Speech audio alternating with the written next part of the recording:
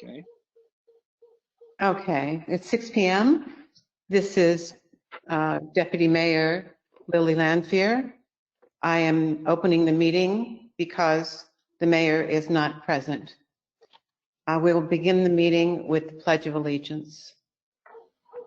I pledge allegiance to the flag of the United States of America and to the republic for which it stands, one nation, under God, indivisible, with liberty and justice for all.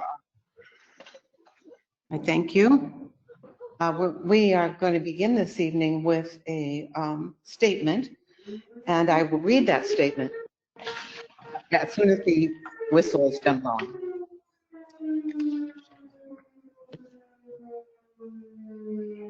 Do we know that Bob is not coming at all He's tonight? not here presently, so that is why I'm beginning the meeting at 6. This is a statement about a NICOM recommendation, and so I will begin the meeting with that. The Board of Trustees of the Village of Pittsford is holding this regularly scheduled Board of Trustees meeting via GoToMeeting because of the applicable sections of Governor Cuomo's Executive Orders 202.1 through 202.15. An agenda for this meeting has been made available via the Village's website and Facebook page. This meeting will include a regular business meeting and 2 public hearings. The public may comment via GoToMeetings using the chat function. All comments should include their name and address. Public microphones will be muted during portions of tonight's meeting while the board works through its agenda items. However, please note that public microphones will be unmuted at specified and announced intervals to allow for public input, both with regard to regular agenda items and to allow the public to provide input during the public hearings. Each speaker will be limited to 2 minutes. Additionally, written public comments can be sent during tonight's meeting, I think probably through chat as well. Public comment received prior to tonight's meeting will be made a part of the record of this meeting. Additional public comment may be provided to the village by phone at 585-586-4332, email at villageclerk@villageofpittsford.com, or by mail. Written comments may be mailed to Village Hall, 21 North Main Street, Pittsford, New York. Draft meeting minutes will be available within 2 weeks of tonight's meeting. Tonight's meeting is being recorded and will be available at a later time. At this time, I will ask each of the trustees if they have a disclosure regarding any of the items we'll be discussing this evening for conflict of interest. If we are discussing the Scanex contract, I, Lily Lanfear, will recuse myself for any appearance of impropriety because Scanex owners are personal friends of mine. So I will not participate in any conversations regarding Scanex's potential contract. And I have nothing to declare. Trustee Keating? I have nothing to declare. Trustee Stetser? Dorothea, did you want us to say our name and then say something? You mentioned something about that during the rehearsal. I mentioned something about, say that again, please. I would just ask that the trustees announce when they're speaking so I can make sure who I'm getting the comment for and the record is clear. So, Okay. Okay. Trustee Galusha excused himself with no disclosures. Just try to make it a habit. This is Trustee Keating, and I have no disclosures as well. This is Trustee Stetser. I have no disclosures. And I thank you. Okay, with that, we will begin our regular agenda items, beginning with the building inspector's report. Lily, can we make a motion to open the meeting, please? Oh, I'm sorry. This is Dorothea. Yes. The motion is made to open the meeting. Second. Do I have a second? Was there a second? I believe it was Frank. Frank seconded. I did. Trustee Galusha seconded the motion. Trustee? Okay, roll call. Trustee Keating, Trustee Keating, aye. Trustee Stetser, Trustee Stetser, aye. Trustee Galusha, Trustee Galusha, aye. Trustee Lampier. Aye. Thank you. Motion passes. Thank you. Steve, may we hear from you, the building inspector's report? Hi, this is Steve, the building inspector. I believe you all got my report via email. Things are pretty slow right now. I've been going around and patrolling, obviously. I haven't shut anybody down. I've warned a few people in regards to close quarter jobs going on. I have at this point taken, I don't know if you're going to be able to see this, but if you could see the red in all this, I've taken to cataloging all the homes in the village. All the red lines are where I've done and have all those houses, pictures cataloged, and I will continue, probably next week I'll finish taking pictures of every home in the village as it currently sits. So we have a current record of where, where every residence sits. Other than that, I'm working every other day, doing the catalog to get home here on a laptop, and that's about it, trying to stay safe. Thank you, Steve, Steve. I had one question for you. You said during the time period you took over 220 phone calls from residents, contractors, et cetera. Is that up or down? My guess is that's down, but it's still a significant volume. But you tell me, how are things different for you today than they were a month ago? Phone calls are a little bit less, but I still have gotten a lot of questions in regards to jobs. I'm not issuing any permits. Like I'm meeting the gentleman for Canandaigua Bank on Thursday. And I've gotten a lot of calls because there are a lot of questions from people as far as what they can and can't do at this point. And a lot of emails still in regards to questions on where we're at and how we're moving forward. So I'm trying my best to, allay any fears, and then jobs that I believe can move forward, individuals, I allow them, or I'm trying to work with people best I can. I'm a firm believer that, like contractors and individuals, when they want to work on their home right now, they should be allowed to.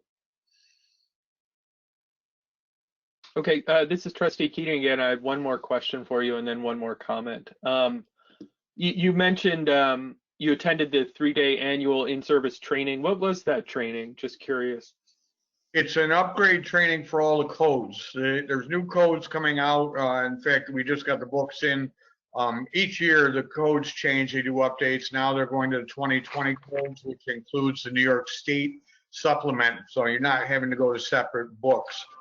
And now this year, and with the training too, you have to take a test. In order to keep your certification, you have to have 24 hours of in-service training every year. And right now with those classes, you have 23, and then New York State's supposed to come up with an online test, which allows you that last hour to keep your certification. Very good. Thank you, Steve. And again, this is Trustee Keating. Just for those on the phone, for those who have joined for the budget public hearing, that will be somewhere around 7 o'clock. It's scheduled for 7 o'clock, so it's only 6:08 now. We're going to cover some regular business. So if you want to drop off or come back for the budget meeting, that's at 7 o'clock. Trustee Keating, may I make a clarification, please? Actually, we will be probably looking at how spare the agenda is of the business part. We will probably be doing the presentation, but then we will open the public hearing promptly at 7 p.m. for public comment. I just wanted to clarify that. So, Zach, are you prepared? Can I chime in? Jeff Turner? Oh, absolutely. Hey, Steve, I'm not certain that we can allow contractors to do work in houses. I don't think, unless it's an emergency, Governor Cuomo's orders allow for that, but you and I can talk tomorrow. Yeah, we will, but my understanding was if you were a single contractor, sole proprietor, that you were still allowed to work. It's just companies with multiple employees. That was my reading of the, and in talking to other inspectors, I've reached out to other gentlemen I know in this field, and they're of the same thought pattern, and that if it's a sole proprietor, he is allowed to work. All right, I'll take a look at it. We'll chat tomorrow. This is Okay. Trustee Stetzer. You can have one person, even those bigger companies, they still can only just have one person on site, regardless of the size of the project, as I understand it. So Correct. That's Yeah, what I okay. understand. Okay, thank you. Zach, DPW report. Hello, this is Zach, Superintendent of Public Works. We are still operating with 2 staff per day, alternating days. Brett is back to work. He came back to work last week. He's working with Joan right now. They have been focusing on spring cleanup around the village park areas, village office, DPW facility, and sidewalk plow damage repairs. Doug and Brad have been focusing on brush pickup and sewer calls, catch basin maintenance. I've been trying to keep a schedule working opposite days of Doug, but it has overlapped a few times. We're all doing our best to get the work done while maintaining safe distance from one another. It's dragging along, but we're plugging away at things. With the current work restrictions we have for non-essential work in place, contractors are not open for selling or planting trees at this time, so there's not going to be any spring tree plantings this year. We'll probably have to wait till fall, or if we have good enough weather in the summertime, we might be able to plant some. At January's trustee meeting, I proposed hiring Scanex under the emergency purchases clause of the procurement policy to line the sanitary sewer on Stonegate, which was approved, but after talking with Scanex's technicians, they advised the work be done in warmer weather that aids the curing process of the line. Now, the sewer is not in an emergency state, but given the successful cured in place pipe work that Scanex has done for us in the village in the past, I would still like to bring them in to do the work. Scanex their current quote to do the work is just under what I estimate Kenyon Pipeline Inspection, who is the award winner for the Munter County contract. So they're comparable in price, but I'm familiar with their work. So I'd still like to be able to bring them in if at all possible. If I can add something, I think the board is aware of the sanitary sewer problems we had on Stonegate Lane. At that point, as Zach said, we did bring in Scanex under the emergency provision of our procurement policy. Tonight, we're asking you to approve a proposal from Scanex to complete the job by installing 596 feet of cured in-place pipe. I think we sent you an explanation of what cured in-place pipe is. I think you all have it, and this is something that Scanex is very experienced in. And we did get one more proposal from Kenyon Pipeline Inspection LLC. They were $300 more than what Scanex was, but we decided to go to Scanex, not only based on the price, but based on their experience with us, the very good experience that we've had. You also received an indemnification agreement addendum to their proposal, and this covers proper insurance coverage while they're on the job.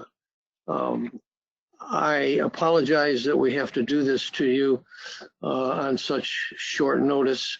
We had a little problem with the contractor understanding what we wanted from them with regards to a proposal when we had a 99-page proposal from the other contractor. So we're very confident that they can do the job well. Zach wants to bring them in as soon as possible. So that's the reason for us bringing this to you now. As I said, I think you all received a copy of the proposal, the addendum, and the explanation as far as what the work is going to be. So with that, I'm proposing that we approve the proposal from Scanex to install 596 linear feet of sanitary sewer CIPP cured in place pipe at a price of $35,760. Any discussion from the board? Is there a second to that motion, first of all? Is there a second to the motion? I'll second the motion. This is Trustee Keating. Discussion? Frank, I have a question for you. This is Trustee Keating. Remind me again, I know we all had problems or there were problems with one of the residences on Stonegate, but this was this was planned for anyway, correct? This is not directly related to that situation. Why don't you speak a little bit about that? Zach, you want to add that? You want to add in there? Yes, this is a reaction to the backup that happened to that resident. And because it is an ongoing problem over the years with roots infiltrating the pipes through there, we figured that it would be a best resort to try to limit the amount of backups in that system. So this is a direct response to that, but it is something that should be done.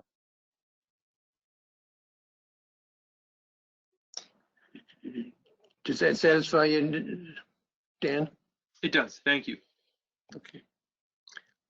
Any further By the questions? way, well, I was just going to add, by the way, we are, the reason why we don't have a third proposal is we didn't have another company to approach, but we are doing this under the procurement policy, page 17, exemptions from solicitation, professional services or services requiring special or technical skill, training, or expertise. Trustee Gush, I have a question for you. This is Trustee Lanfear. The sewer fund will be covering part of this. Is that my understanding? Is that correct? The sewer fund will cover all of it. Thank you. Is that right, Mary? That would be correct. Yes. This is Trustee Stetzer. This work, if we approve this, will begin while we're still under this pandemic stay-at-home order. Do we need to warn the residents, and what precautions will the team take as they do the work? Yes, the work is considered essential work, so they are allowed to do the work.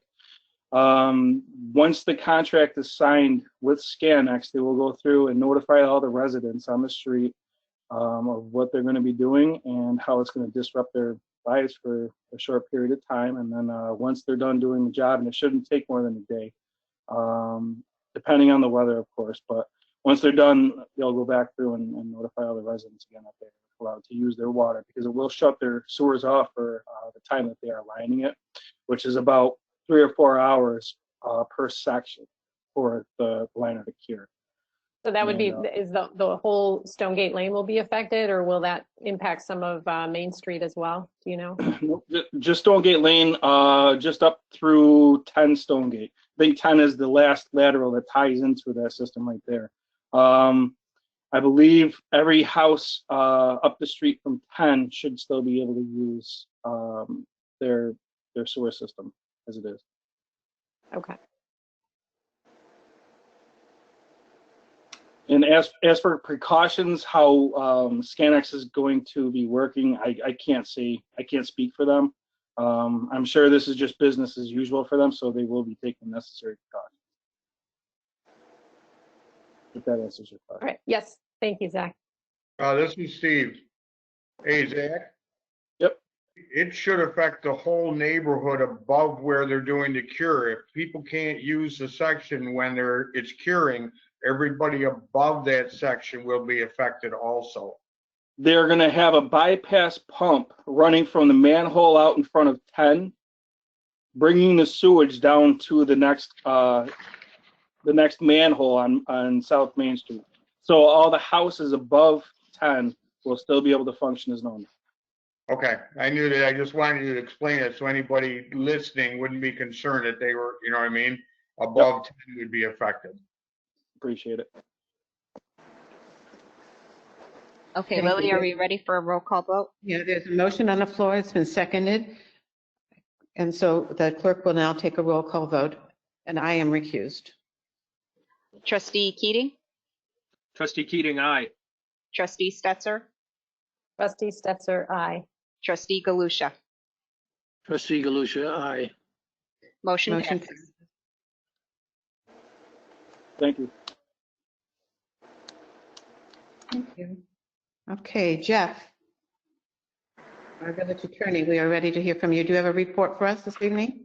Not really, because anything I do would be an attorney-client session, and I will send you an email on it if on any subject I would discuss. I don't want to try to screw this meeting up by somehow taking us offline and then putting us back online again. Yes, thank you. This is all new territory, of course, to most of us. And so I'm begging everyone's indulgence as we move a little bit slowly because it's all new territory. Did we Lily, want Lily, can I jump in for a minute? I did just want to give quick kudos to Dorothea, who really learned a lot and put together what we're all experiencing right now, this virtual meeting. Did a lot of training and testing and making sure this all worked and getting everybody equipment, and just hats off to Dorothea for a really good job to make this a reality so we can continue these essential conversations. I would include Mary also at the end, excuse me, Frank Galusha. Thank you, Frank.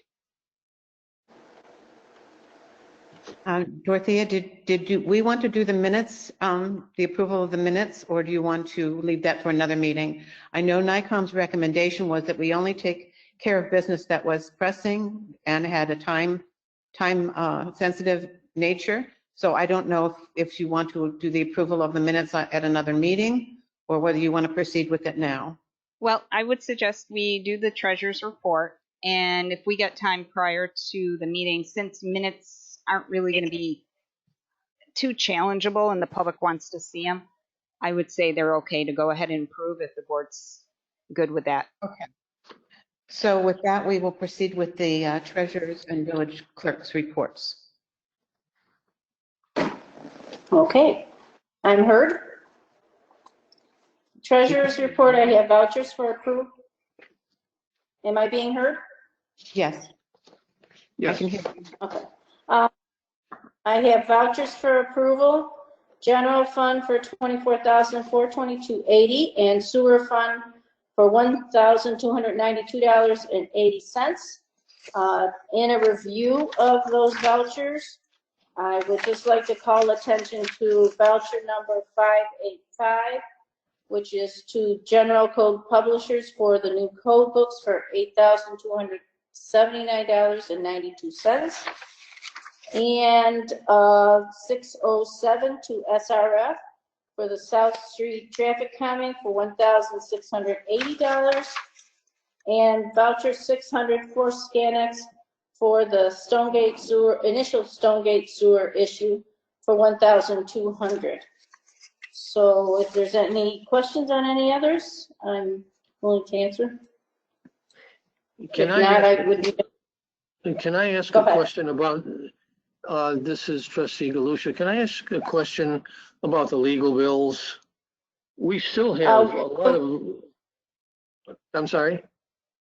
Frank, can I get a motion for these particular vouchers, and then I'm moving on to the attorney bills, if that's okay? Trustee Galusha, do you wish to make that motion? I'll make the motion, Trustee Galusha, that we approve the abstract of unaudited vouchers dated 4/14/2020 in the amount of $24,422.80. The total vouchers are $25,715.60. The difference. I'm sorry. Yeah, I'm It's sorry. okay. I forgot the sewer fund in the amount of $1,292.80. Okay, you for that. Just need a vote. I will second that. Was it seconded by, no, this is trustee Lampier. I will second that motion. Okay, I'll do the roll call. Trustee Keating, Trustee Keating, aye. trustee Stetser, Trustee Stetser, aye. trustee Lampier, Trustee Lampier, aye. trustee Galusha. Trustee Galusha, aye. Motion passes. Okay, then the next order of business I have are the outstanding attorney bills. As you have listed here, I just would like to be able to pay some of these, if not all of them. I don't know what the status of them is at the particular time. Everybody has received digital copies of these. Some of these have been outstanding for a while, and if I have permission to pay any of these out, it would be awesome. Hi, Mary. This is Trustee Keating. I got approval on 4 of them from the board chair today. So I have passed those. I've reviewed them per the process. I have reviewed them, and I have sent them to you by email and copied the trustees and copied the village clerk, releasing them, saying that I have reviewed them. They've been approved by the board chair. I've reviewed them, and they are ready for the trustees to review and pay. Okay, review and vote on. Okay. Since I have not picked up that email, since I checked out of it probably about 5:15, can you tell me which of these lists are ones that are being approved or being up for approval? Right. The following are ready for approval. They are Zoglin invoice 368, Zoglin invoice 372, Zoglin invoice 338, and MCCM invoice 112331. Did you get those? Yep. 112331 for 225, 338 for 104, 368 for 1600, and 372 for 385. And those are okay to go. As far as you're concerned, we would need a vote on the board for the rest. This is Trustee Lampier with a question. Trustee Keating, was the discrepancy in the Zoglin bills as far as the billing rate, was that resolved? Or the ones that have been eliminated from this bill pay, the ones that are still in question? I don't. Go ahead. Somebody was going to say something. No. I don't recall. I don't remember. So I'll have to get you that answer. Okay, I just wanted to make certain that we weren't paying one of these bills that was in question regarding the rate, because there were 2 different rates, $325, I think, an hourly rate on one group, and $450 was another. And so we wondered why the different billing rates, and we needed to. Does anyone else recall this conversation? I do. I thought Dorothea contacted Zoglin, or maybe it was Mary, and they said there was an incorrect rate given. It was not. I did not speak with Zoglin's office, and one of them that is up for approval tonight for Zoglin's group number 372 for 385. I'm seeing $350 an hour on that particular bill, so that would probably need an adjustment to reflect the 260 that was initially. It's part of the contract costs. I'm just going a quick cursor through her bills here. I think the I'm sorry, Mary. To be clear, that one is PCP related. Just as a point of order. On 372 you're referring to? Yep. Yes, but all contracts with her should be $260 an hour, and this one is $350 per hour. Okay. So a modification should be made to this, is the way I'm seeing it. Thank you. That one's on 372. I'm just looking quickly here at 368. 368 is for the PZBA. 368 is for the PZBA. She is listing $350 per hour in here as well, but is billing a flat fee of $1,600. And there's still an outstanding balance on this particular one of the 2042, I believe. So that's a question there. Geez. So, Mary, do you think that, this is Trustee Lanfair, do you think that perhaps that at this time the board should approve the bill pay for her regularly scheduled work for the PZBA and wait until our next meeting on the others until we get clarification? I think it would be best to do that. That would involve, let's see, what's this one for 338, if I can look it up quickly here. 338 has got a balance of 104. That 338 is okay because she's reflecting 260 per hour in this bill. So 338 is clear to go, no issues. 368, 368 shows 350 an hour, but it's the flat fee of 1,600. So 1,600 would be okay to go, but 350 should still be cleared up out of the bill. And 372 for $385. That one needs to go back to to Mindy Zaglin for revision because that is at 350 and it should be at 260. Thank you. Okay, thank you, Mary. So who takes that as an action item to actually? That would be your up to you. It's not up to me. It's a contractual issue that should be addressed by a trustee. Is that the board chair who has the relationship? What's the right way to do this? Somebody tell me. I would say it's in your hands. I mean, the board chair, in my opinion, the board chair. I think that Dan should talk to the board chair and the board chair should talk to Mindy because Dan does not have an attorney-client relationship with Mindy. It's the board chair who does. Okay, there you go. Thank you. That makes sense, Jeff. That was our attorney, Jeff Turner. All right, so then from this bill, from this run as I'm seeing it, there are McConnell, one invoice, 112331 for $225 that is being approved.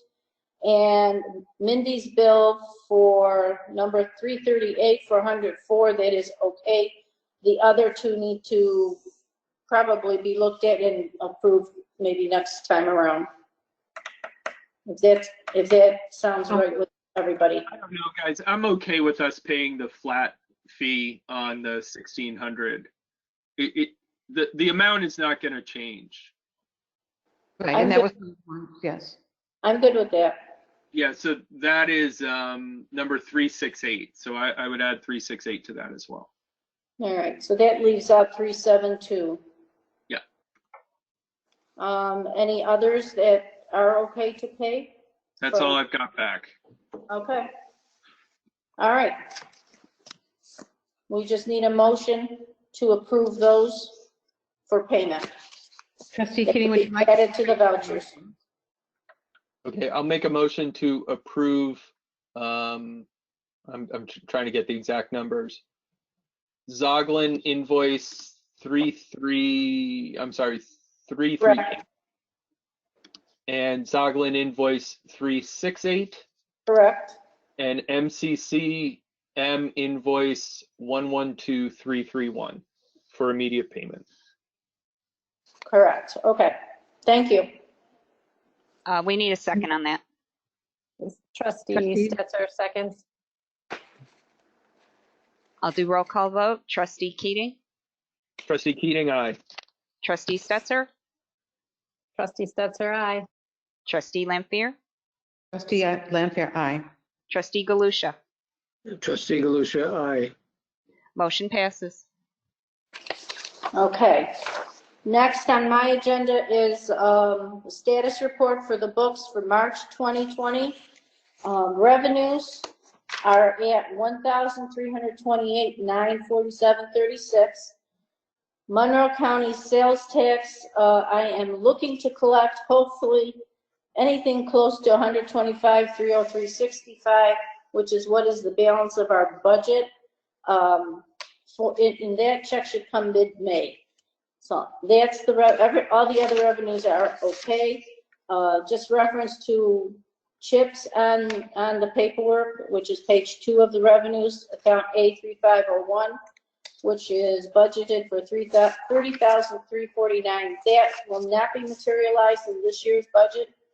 The work is being held off until the following year. So those monies will be used by CHIPS in the upcoming budget. On the expenditures, I have a total of expenditures of $1,076,586.13. The difference between the two right now is $252,361. If this were May, this would be awesome. But our expenses have been lower, so we're in a good shape at the moment. I just hope we can pull it through to the end of the year. On the sheets, you have categories that are highlighted in yellow. These are categories that have overrun the budget line item.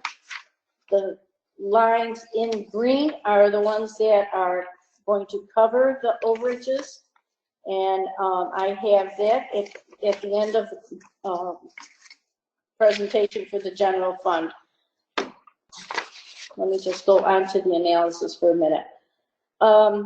Right now, at the end of March 31st, 2020, our unencumbered fund balance is $336,585.70. The projected at this point for the fund balance for the year end is still sitting at $85,654.62. However, I feel that this number will end up being higher by May 31st due to what's happening with the whole world at this point. Taking all the capital projects off that fund balance, that 531 fund balance, we're still sitting at a true fund balance of $47,233,000 basically. So that's where that sits. Moving on to the sewer fund. Revenues are at $127,707.21. We will have one more booking of sewer rents against this revenues as part of the adjustments at year end. So those will probably be another additional 100,000 in there. No issues on the sewer fund expenditures, which are at $104,685.78, with a difference of $23,021.43 between revenues and expenses. Sewer fund unencumbered fund balance at the end of March 31st is $700,335.64. Expected at 5/31 and $679,776.94. We are in awesome shape when it comes to the sewer fund. Any questions regarding any of that? Mary, this is Trustee Stetzer. I have a quick question about the CHIPS funding that you mentioned, 30,000 that we won't be using, and you said we can carry that over to next year's budget. Might that help us? Yes, it would be a huge help. And are we expecting any reduction in CHIPS funding that we'll need to compensate for this next budget year, given the pandemic? Yeah, I have not have an answer to that question at the moment. I did check the New York State site that they did not have the new numbers up from their budget, which their budget year started April 1st, but their new numbers aren't up yet. Right. I am expecting not a reduction. I'm thinking it's going to stay status quo, which is what NICOM was predicting. But I will verify that as soon as I get a number, and it'll happen here very shortly. So then this is, if we're looking at our upcoming budget, now we've got 30,000 additional CHIPS funding that we hadn't originally accounted for. Is that correct? I have it already accounted for in the new budget. But I meant the one that we put forward. Or this is new? In the Village of Pittsford 2021 budget, I am using that 30,000 and an additional one that we already have sitting in there. We have a balance of 68,000. Okay, gotcha. Sitting on chips. That will cover our Village Grove and a purchase of vehicles. Okay, that's what I was asking. This isn't new then. No. Okay, I thought this is new since we put the budget forward that you've. No, I already Gotcha. accounted for that going forward because there was no road work that we were going to apply that money for. Okay, gotcha. Thank you for clarifying. No I problem. got all excited all of a sudden. Like, wait a minute, this is It's- the gift it's- we've been waiting for. I got excited when I realized that, oh, we could be using this in the next budget to offset things. So it is nice. Moving forward, I have budget transfers regarding those categories I just presented to you. The yellow and the green are the yellow ones are ones that are currently underfunded. The green ones are the ones where I would be pulling the funds from. Basically, I'm robbing Peter to pay Paul to make a positive balance. That is what the budget transfer sheet is that you have in your packet. And I would need approval for those to move forward to implement them on the books. Mary, this is Trustee Keating. Remind me again, the biggest number that's short there is the consultant's fee. What made that up? It was about $2,300 short. It was the SRF traffic calming study. Okay, thanks. Yep.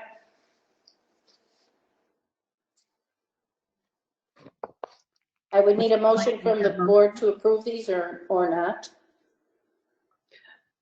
I will make a motion to approve the fund transfers. Is there a second? I'll second that. Trustee Galusha. Okay, I'll do a roll call. Trustee Keating, Trustee Keating, aye. Trustee Stetser, That's our aye. Trustee Lampier, Trustee Lanfair, aye. Trustee Galusha. Trustee Galusha, aye. Motion passes. Okay. What's in the rest of the packet? You have a copy of the public hearing notice. You have a copy of our overview that we have done for this upcoming budget, an Excel sheet that you could use to address any specific questions that the public may ask you tonight.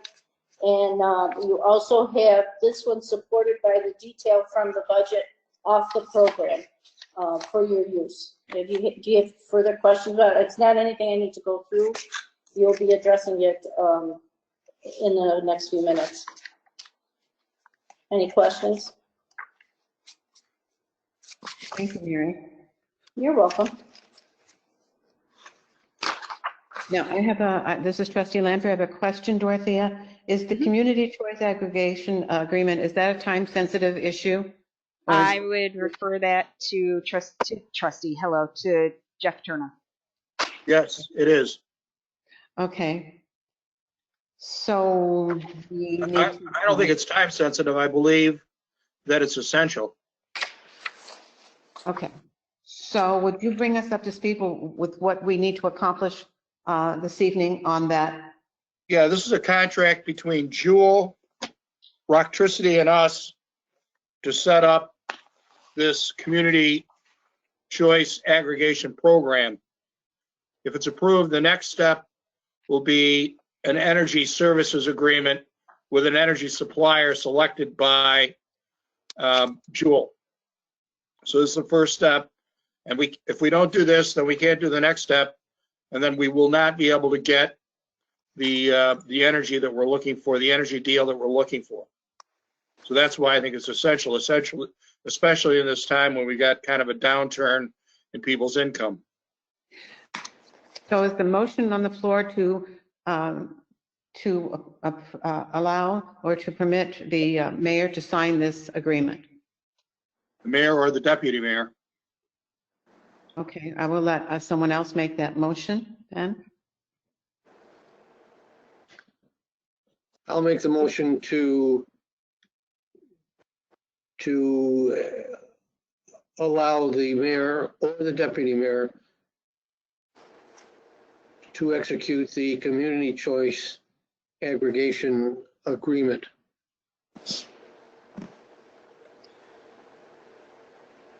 Jeff, this is Trustee Lanfair. A question. Does it have, do we need to specify that I will sign it or that Bob will sign it?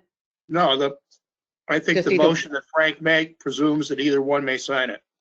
Okay. Okay. There's a motion on the floor. I'll second the motion. This is Trustee Keating. I'll do roll call. Trustee Keating, Keating, aye. Trustee Stetser, That's all right. Trustee Lampier, Aye. Trustee Galusha. Trustee Galusha, aye. Motion passes.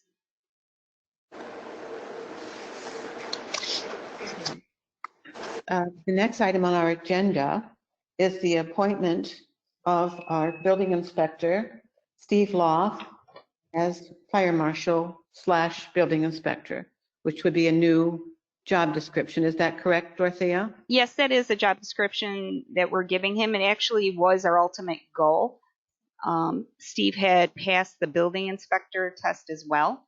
Matter of fact, I think he landed #1 on that list. So we went ahead and made the motion and appointed him to that title. He said he was a little concerned about this test, and then lo and behold, he scored #2. If that's concerned, I'd like to be in his shoes. So I'm going to request that the board go ahead and appoint him to that title. That was our original goal for that position.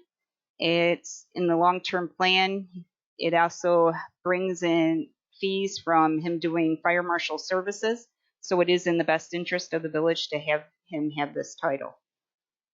I would like to make a motion, this is Trustee Lanfair, that we appoint Steve Loth as fire marshal / building inspector for the Village of Pittsford. I'll second that. This is Trustee Galusha. Roll call vote. Trustee Keating, Trustee Keating, aye. Trustee Stetser, That's all right. Trustee Lampier, Aye. Trustee Galusha. Trustee Galusha, aye. Congratulations, Steve. Thank you, Steve. Hey, Steve. Thank you all. Congratulations. Just a little side note, today is physically my 1 year with the village full time. Hey, all right. We got you a cake. Thanks, Steve. No, we didn't. No, you didn't. And everybody's surprised that I made a year and I'm still staying. Steve, none of us are surprised that you made it a year. We're grateful that you're here and really appreciative of your work. Thank you. Okay. The next item on the agenda is a public hearing to amend, but we've got 10 minutes, the Pittsford Pub. So I think maybe briefly, we weren't doing anything new. But, let's talk about social distancing for a moment, or physical distancing. I know Trustee Stetser had maybe some comments that she wanted to make, and why don't we do that while we've got 10 minutes here? So why don't we just include that since it's timely? Sure. This is Trustee Stetser. I was hoping that Bob would be here since he and Supervisor Smith have been communicating about this issue, and I mainly wanted to hear what responsibilities we had, particularly for Shane Place and the canal path. It gets really crowded, and we've heard from a lot of people that they're concerned about, keeping a safe distance. And I didn't know what our responsibilities were as a village to help encourage people to remember to practice distancing as the weather gets nicer. And, the canal path, Shane Place, is a great place to be. And we want people to be out and getting sunshine and exercise. And I have not been involved in this, so I know that Bob and Supervisor Smith have been talking, and so I mainly put it on the agenda so we could get an update from the mayor on that. So I don't know if you know anything, Lily, or maybe somebody else does, Steve. I don't know. I could chime in real quick. I know Mayor Corby dropped off signage last week, and we passed it on to the DPW to be put along the right-of-ways, and I assume along the canal path as well. Zach, you received those instructions from Bob, so maybe you can clarify? Yes, today I put out a bunch of signs along the canal path along Shane Place, at Remembrance Park, and that is as far as I got. So there are a few out there in the spots that people tend to congregate, but I'll probably be putting more out Thursday. Zach, what do the signs say? Just to keep 6 feet of distance between you and the next person, and just to be aware of being socially distant from other people. And I think there it is. Thanks, Mary. Mary's got it. If anyone's looking at their screen. Thank you. I am noticing that Mayor Corby looks like he is chiming in. He is under Dave Ferris's login, but we can't hear you, Mayor Corby. There should be a microphone. In the meantime, I will bring up quickly to the trustees. I'd like to call your attention to a letter that I sent to you this afternoon from the National League of Cities. And I would ask the trustees to take time this week to perhaps look it over and chime in next week about how you feel. It is requesting that the village be a part of any financial package that the federal government will be offering. And we are, as a village, even though we're at the very bottom, we would like to make our voices heard to any federal funding that might be available. So if you would look at that, maybe we could, if you're all in agreement, we could sign it and send it on to our congressperson. Thank you. So as we approach 7 o'clock. Real quick, can I speak? This is Steve, building inspector. Thank you. Thank you, Steve. Yeah, just Jeff and I are going to have to get together because I am quite unsure of what to do in regards to how to handle, you know what I mean, the social distancing thing where, what am I supposed to stop? What am I allowed to do? It's very confusing at this point. And I have a hard time, I guess, shutting down somebody doing a job when people need to, eat and earn a living. So that's something Jeff and I were going to have to work closely on during this to make sure that we get it right and I don't get in trouble over this with the government or with the residents. Yes, I think that's a good idea, Steve. Basically, a bad feeling to feel like the COVID police. So we don't want that. Yeah, but basically, Steve, you have this, but we'll talk more fully, but so the trustees understand, the executive orders allow those executive orders to be enforced as we would enforce the building code or our village code.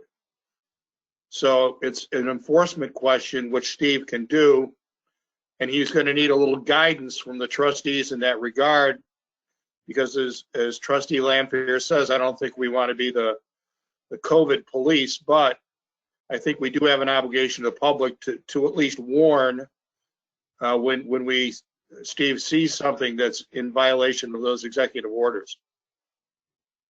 Yeah, I had this is Steve again. I have been patrolling every day the village. I drive every street right now when I'm in, and any contractors I see, if there's more than one, I've been stopping, talking to them, warning them, saying, look, you can work, but you have to work singly.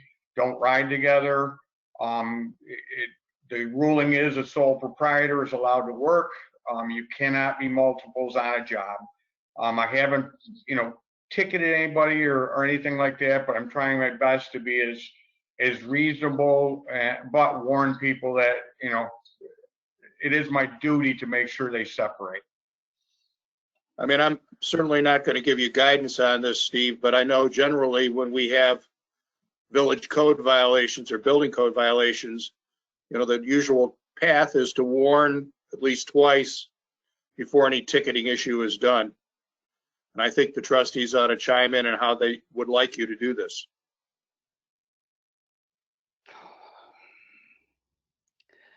I'll let someone else speak. This is Trustee Uncomfortable.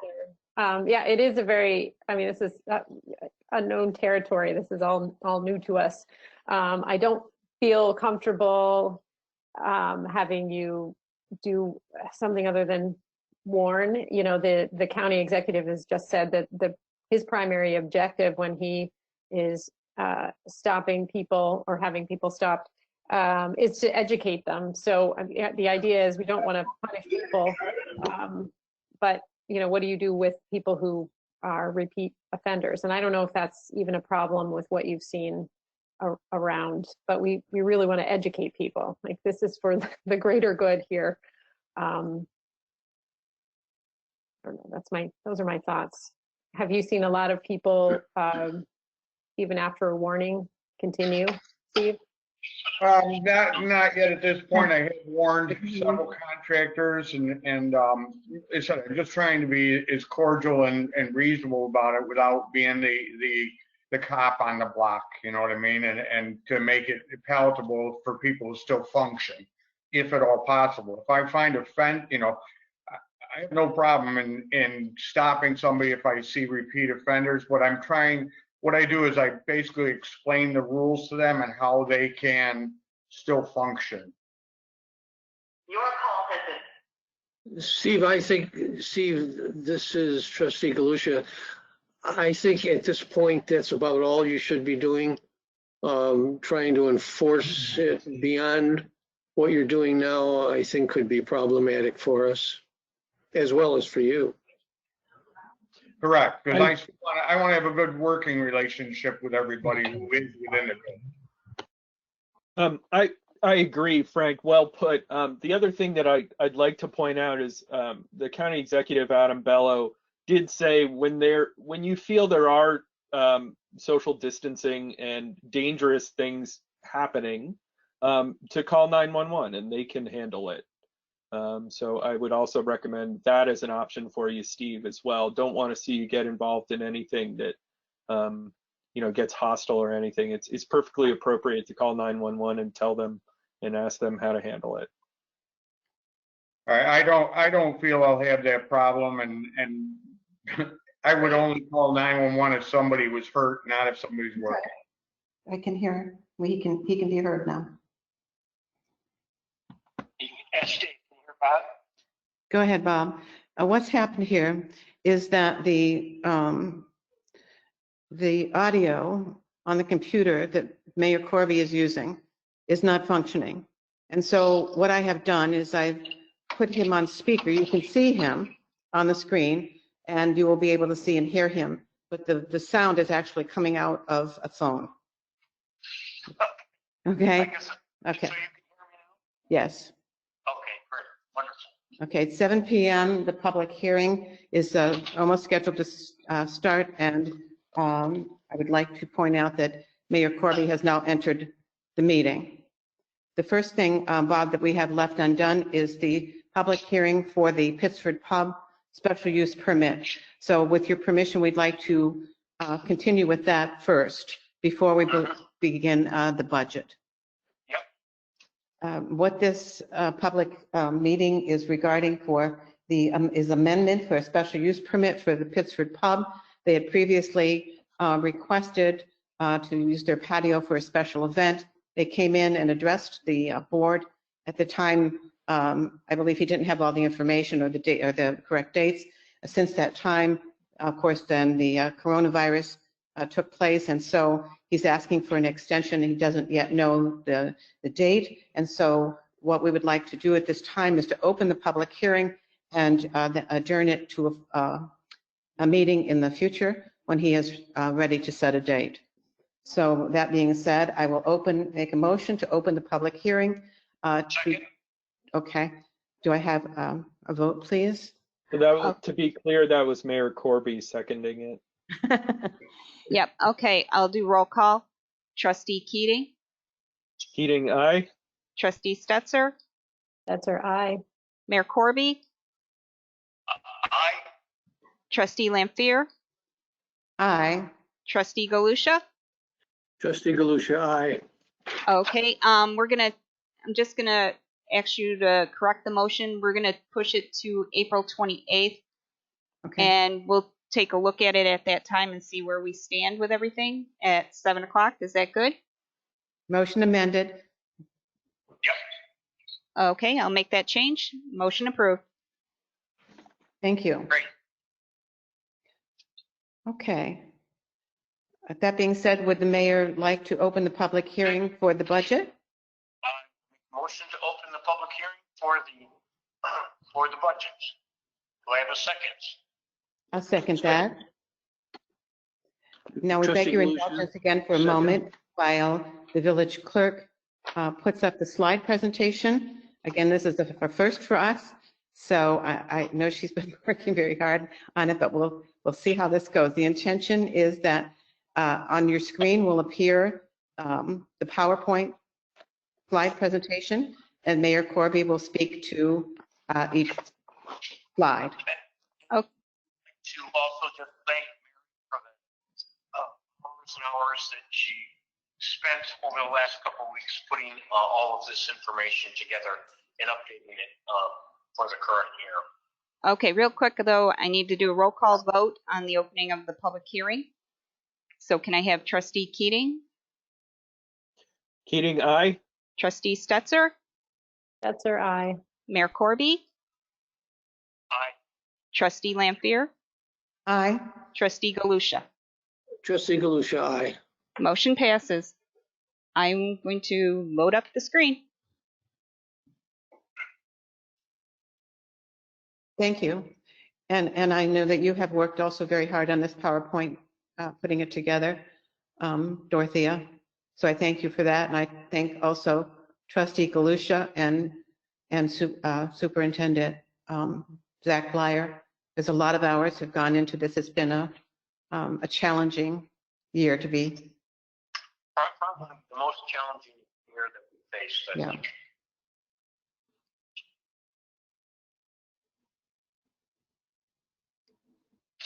Mayor Corby, I'm just going to ask you to let me know when you're ready for a slide to move forward. Okay, next slide. Okay. This is going to be really hard to hear him. I can barely hear him right now. Is there a better way to do this? We have 32 people on this call. This is Trustee Stetser. Mayor Corby, could you hold the phone instead of using the speaker? Would you be able to hold it up to your ear, take it off speaker? I don't know if that would be a little easier for us all to hear you. Maybe Lily could hold her phone closer to her speaker or microphone. Yes, I can do that. If Trustee Lanfear knew where her microphone was, she would do that. So I need to know where on this, it's not my computer, so where would I find that? I Can't tell you. My daughter's computer. Bob, are you using the same computer that you did rehearsals on? No. Okay, do you want to maybe use that same computer?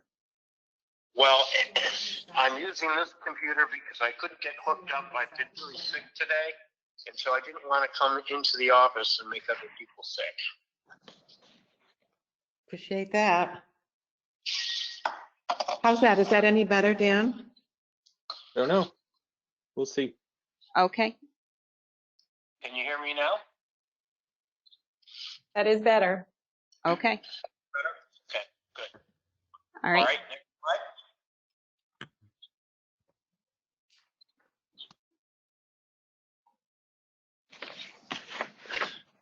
We just wanted to give a summary of what the village budget funds.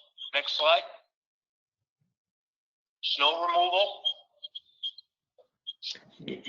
Can I add something there for snow removal? This is Trustee Galusha. This year, we're buying a more efficient sidewalk plow. It's a T450 Bobcat. Rather than run on tires, it's going to be running on a track, and it's going to be more efficient. And hopefully it's not going to dig up as much lawn as the prior plow did. I'm sorry, Bob, I just thought I'd add that in. No, that's fine. That's fine, Frank. Thank you. Okay, next slide. What we're doing right now is brush and leaf collection. Next slide.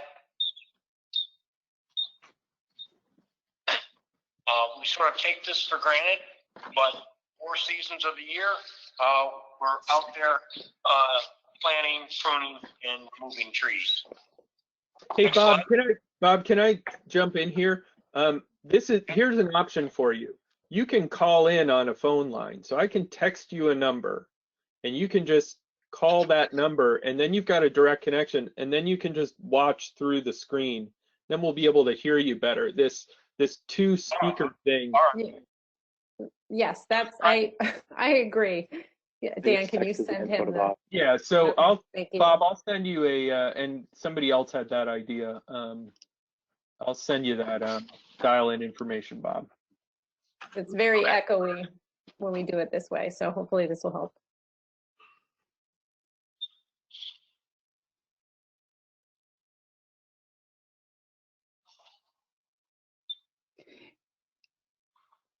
In the meantime, Trustee Galusha, would you like to talk to street maintenance?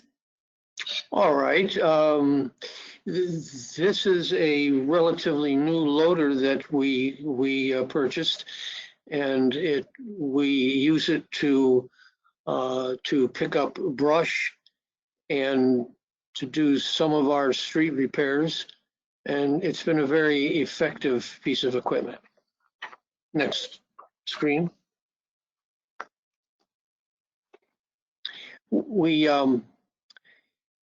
every year we attempt to repair or rebuild catch basins. This is a picture of our crew repairing, in this case, reconstructing a catch basin. We try to do a minimum of, I think, 10 per year.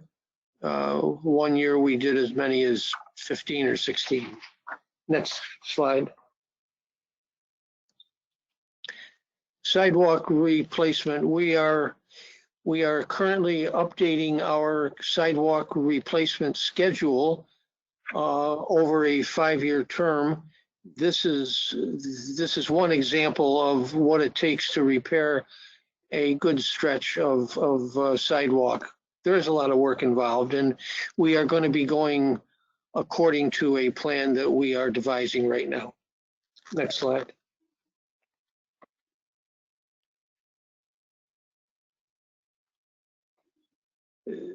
Uh, 3 years ago.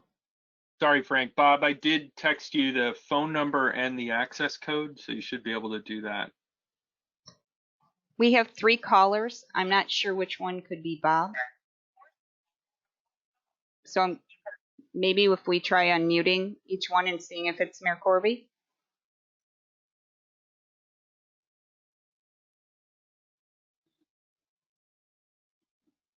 Sure, go for it.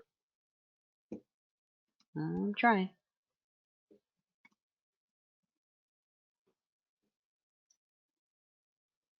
Do you want me to do that?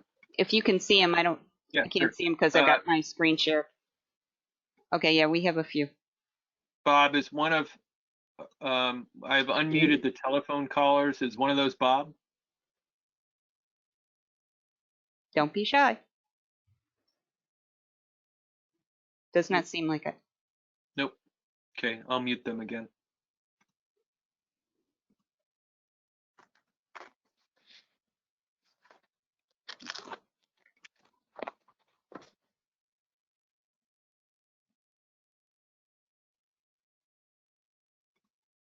Okay, Trustee Galusha, do you want me to move slide? You want me to keep going? 3 years ago, when our street sweeper stopped running, and it was going to take a lot of money to repair it, we leased a new street sweeper for 10 years, and at the end of the lease, it'll be ours for $1. But it's it's been an effective tool to keep the streets clean. Next slide.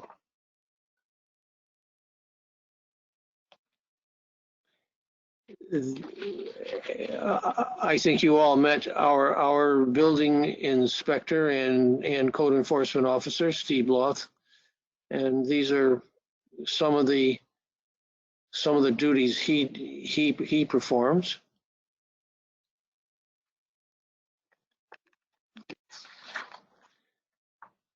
And then we have our office staff. They perform a variety, as you see, a variety of duties. Not listed there are taking and recording board minutes and customer service, but they keep quite busy.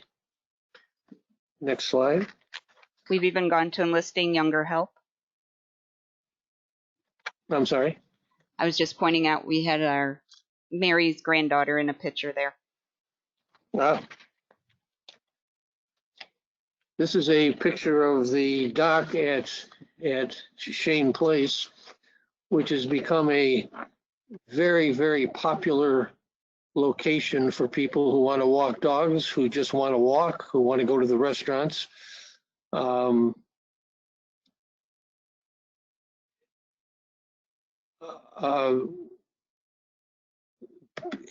And if you looked at all of those duties that are done, the majority of them are done by our DPW staff.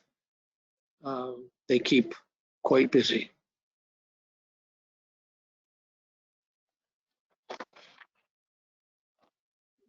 The active transportation plan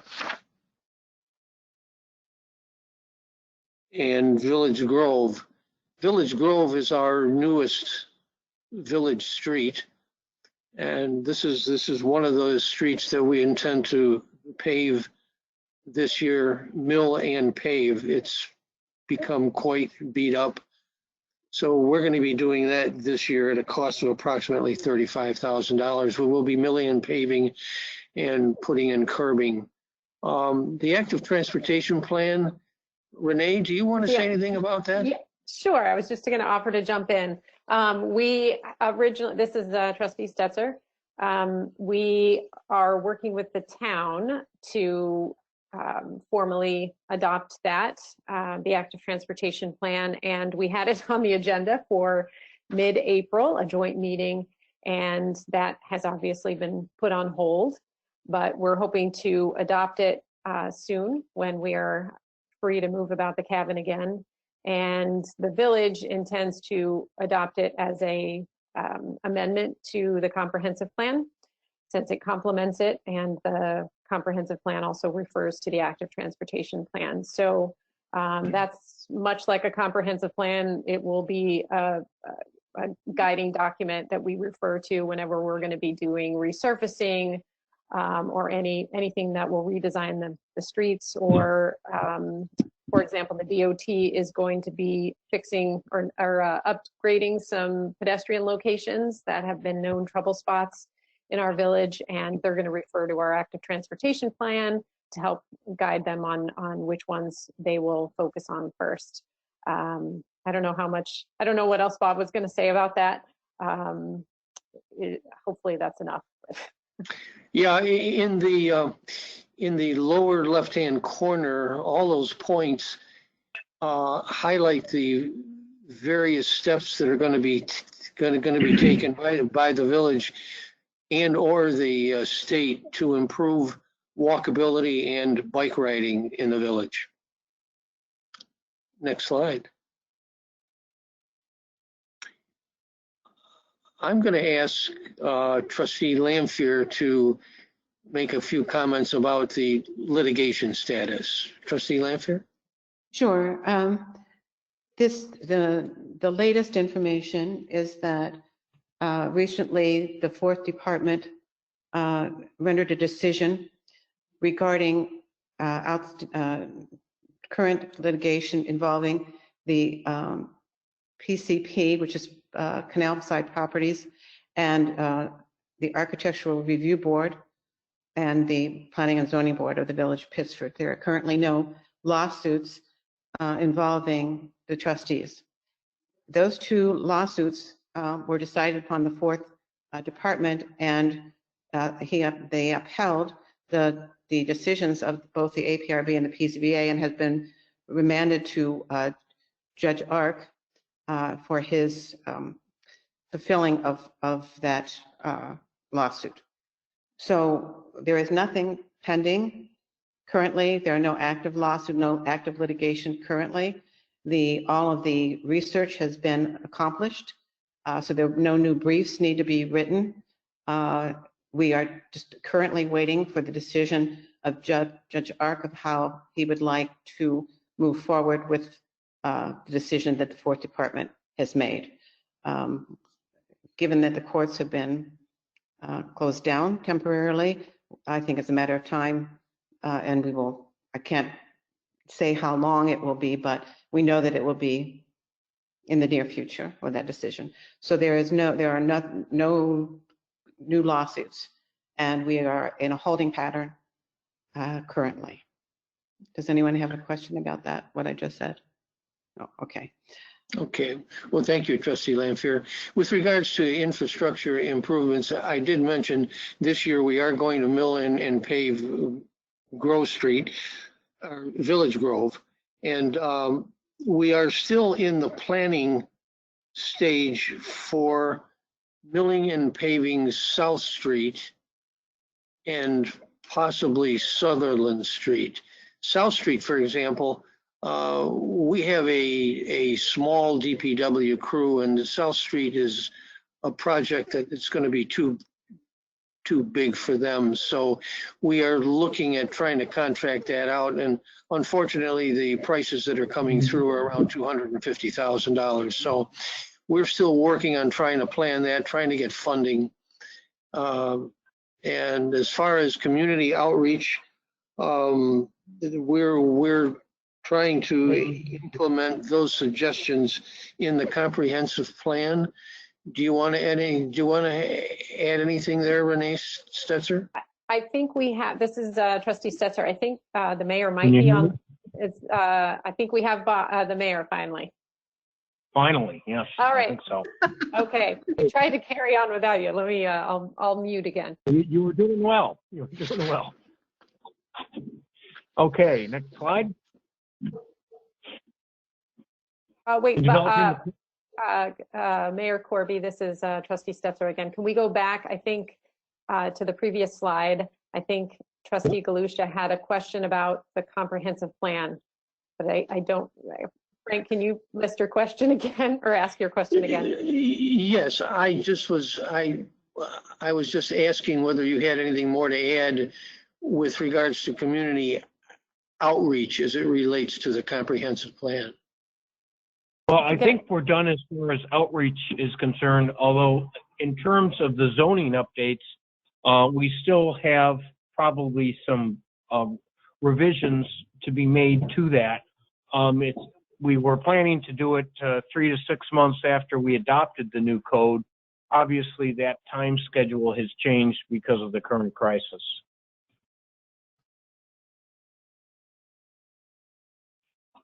Okay, next slide.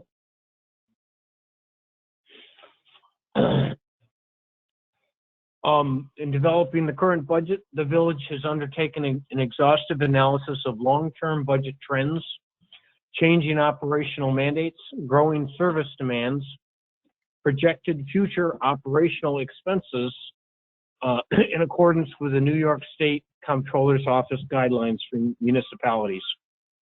Next slide.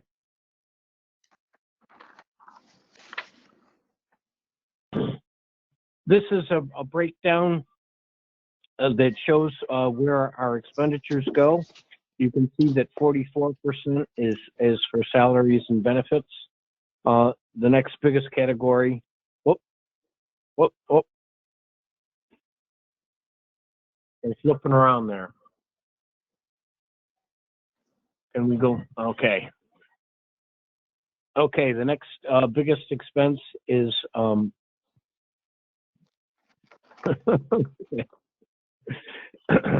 Sorry, got finger happy. Go All ahead. right, that's all right. Is for DPW and legal expenses. Next slide.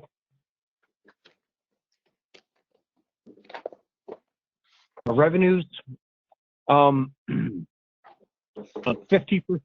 of our tax revenues are from property taxes. 34% of our revenue is from sales tax.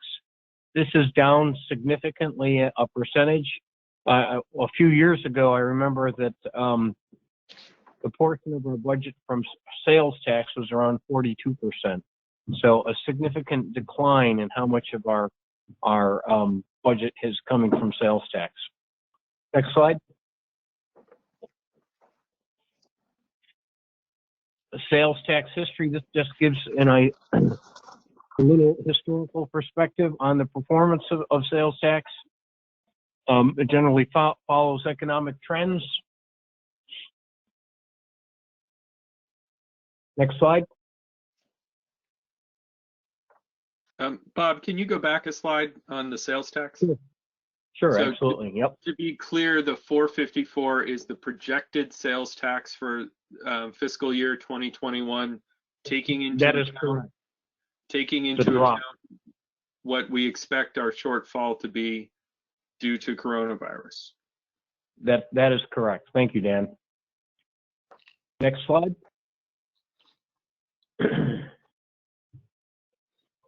Annual sales tax change by percentage gives an idea of the volatility of the sales tax.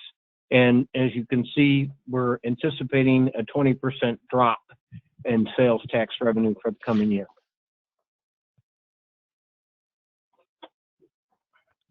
This gives you a feel for the sales tax and property tax trends.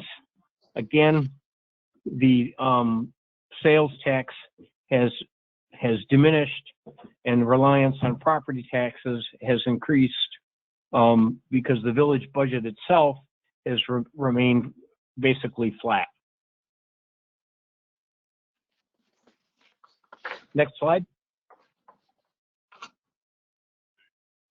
I'm not sure it has remained basically flat. Can you go back to that slide? Can you get back one slide? So our 2010 and 2011, look at that. It's at, I don't know, 800,000, call it. And our budget this year is 1.6 million, right? So it's doubled. I would not call our budget flat. Well, I think if you look at the long-term trends, you'll see that, and there's some charts coming up where you'll see that it is flat, Dan. I'm looking at this one here. Please go back. 2010, 2011 is 451 plus 349. Call that 800. 2019-20 is 1.3. Can I add? That much. So we'll agree to disagree on whether I think we'll agree. 800 and 1.3 million is flat. Next slide, please. Yeah. Next slide. I'd like to add on. I'd like to add to that discussion. Prior administrations stayed away from property tax increases. When our expenses for equipment, utilities, and everything else went up, labor, we were keeping our property tax level low.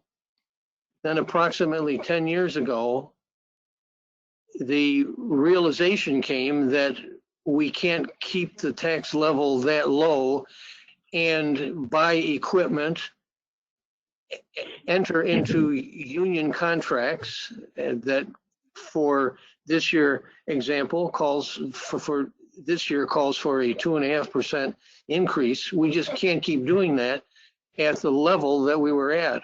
So for a number of years, 10, 12 years, we've been on a program to try to raise taxes to fund our expenses. That's right, Frank. And I might add that there are 539 villages in New York State.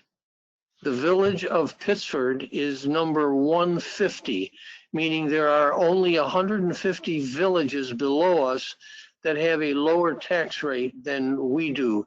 The other 300 and something are higher than we are. So we haven't kept up, and we haven't kept up with our expenses. That's all I have to say.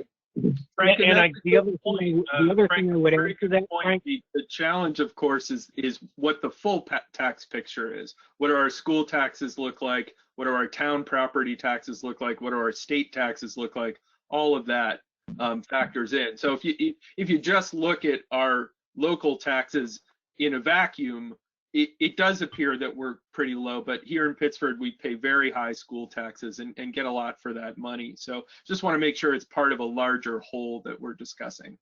Well, I can add to that also that we do get a lot for the money that we spend here in the village also. Agreed. We have, and we, as you know, Dan, we recently did a survey, and 80% of the responders were very satisfied with our DPW, which says a lot. Anyway, I'm done. okay.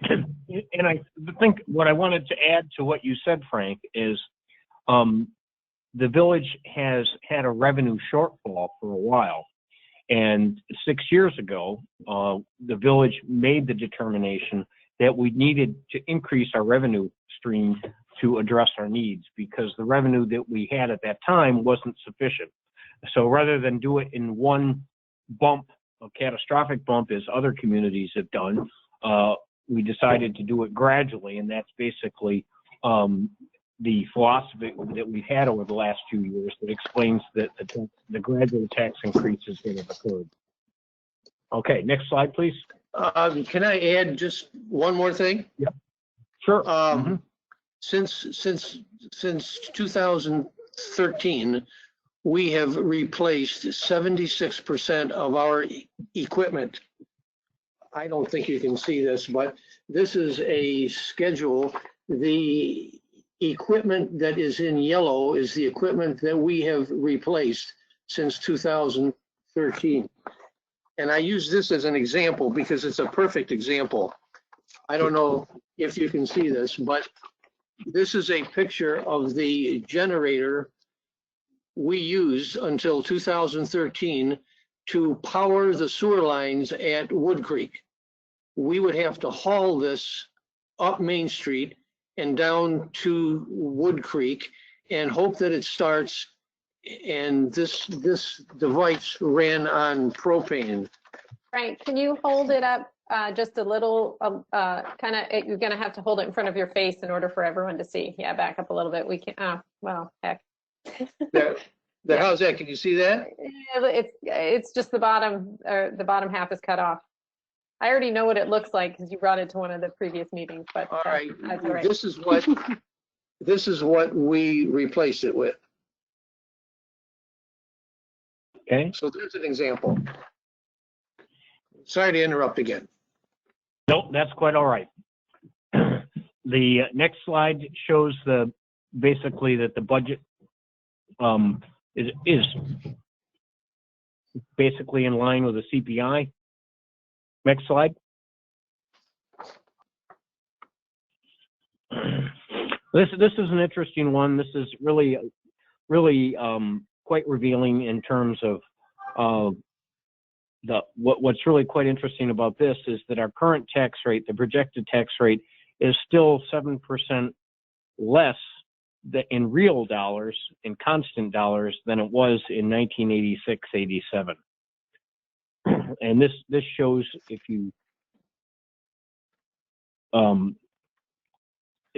white line is in today's dollars, shows you the village tax rate basically declined, and we still have not gotten back up to where the tax rate was in 1986.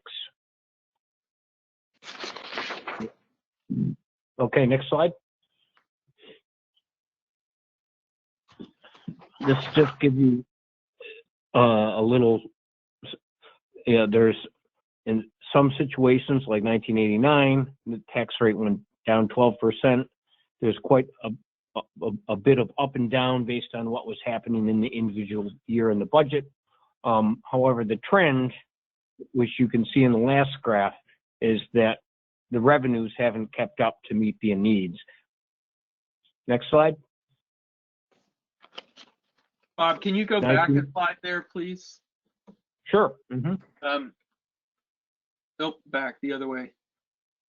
There you go. Nope, right there. So here's my concern. So if you go back 10 years, that's fiscal year 2011 to 2012. Okay, and we were at 2.44 per thousand, and now we're at 4.44 per thousand, and that is an 82% increase over 10 years, which is a very large number. If you want to use real dollars, it's slightly less than 82%, somewhere between 60 and 70%. Well, you Actually, really right around have to 70. use real Hold on, dollars. I'm still talking. So that's my big challenge. I'm not as concerned about 1986 as I am about the last 10 years. When over 10 years, we've raised taxes 82%. It's an enormous number. Well, this is trustee. Let's see, who's talking? Bob? Bob, were you talking? Go ahead, Frank. Go ahead, Frank. Go ahead. Yes. Sometimes percentages can be deceiving. And the one for this year, 2020, 2021, it can be very, very deceiving. It says that we're going to raise the taxes 9.9%. 9.9% over the prior year, which amounts to 39 cents per thousand market value. For a home valued at around $265,000, that comes to about $104, $103 a year, roughly $8 a month. So 9.9% can be kind of terrifying, but when you actually look at the numbers, it's not that bad. When you compare that to the school budget, which over the past 10 years has increased on an average of 2.38%, and we're not talking about $47,000 in increased tax revenue. 47 over the prior year, 73 total. You're talking about hundreds of thousands. You're talking about, in one or two instances, over $1 million. But I didn't hear anybody complaining about the school taxes increases every year. My school taxes increases last year about $164 per year. The reason being that village and town residents are satisfied with the services they're getting, the school system, the village, and they're willing to pay for a quality service. That's all I have to say. Frank, can you do the same calculation on an 82% increase over the 10 years? Because I get what you're saying, that over 1 year and 40 cents, it ends up being about $100 a family, give or take. But you know, I'm not talking about 1 year so much as I am about the trend. The last 5 years aren't good. The last 5 years, I think, are around 50%, and the last 10 years around 82%. So it ends up really taking a bite out of people's paychecks, and that's my concern. Okay, thanks. Okay, next slide.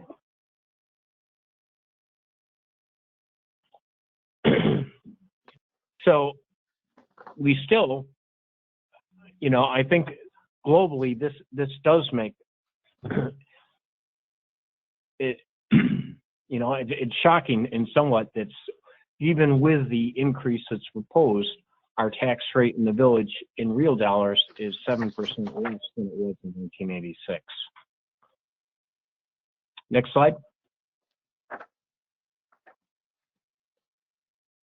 This shows the percentage. About 9% of the real estate tax bill goes to the village. 60%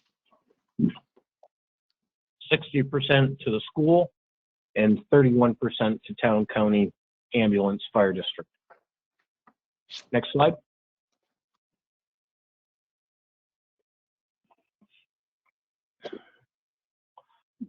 This just gives some examples of what the tentative budget would, the effect that it would have on a typical tax bill here in the village.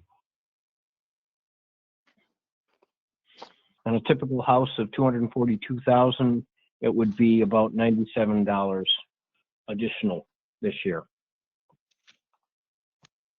Next slide.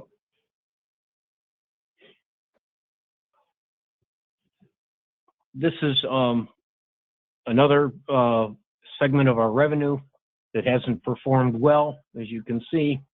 And that's, again, one of the reasons why we've had a tight budget. Next slide. Here's the school budget history. And again, as Frank said, although the percentages are fairly small, the dollar impact is fairly significant because it's a fairly big percentage of the total real estate tax bill. Next slide.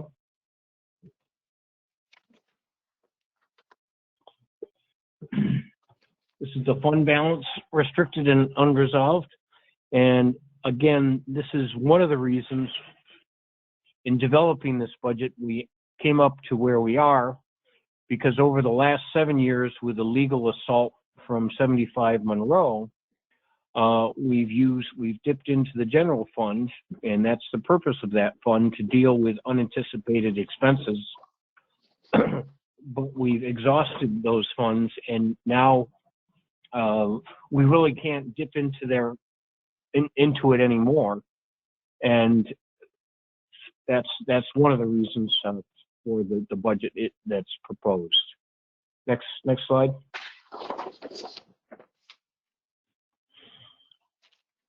Another drain on our fund balance has been the enormous legally mandated cost to defend the village against the numerous lawsuits lodged by one developer. In the fiscal years 2014-2015 to 2018-2019, total combined legal costs were $464,000, $257,000, $408,000. These costs have depleted our fund balance to the point that's just my point. And I guess the other point I would make that we have not initiated any lawsuit. As a municipality, we are legally bound to respond to any lawsuit filed against whether it's the village board, the planning board, the ZBA, or the HPB.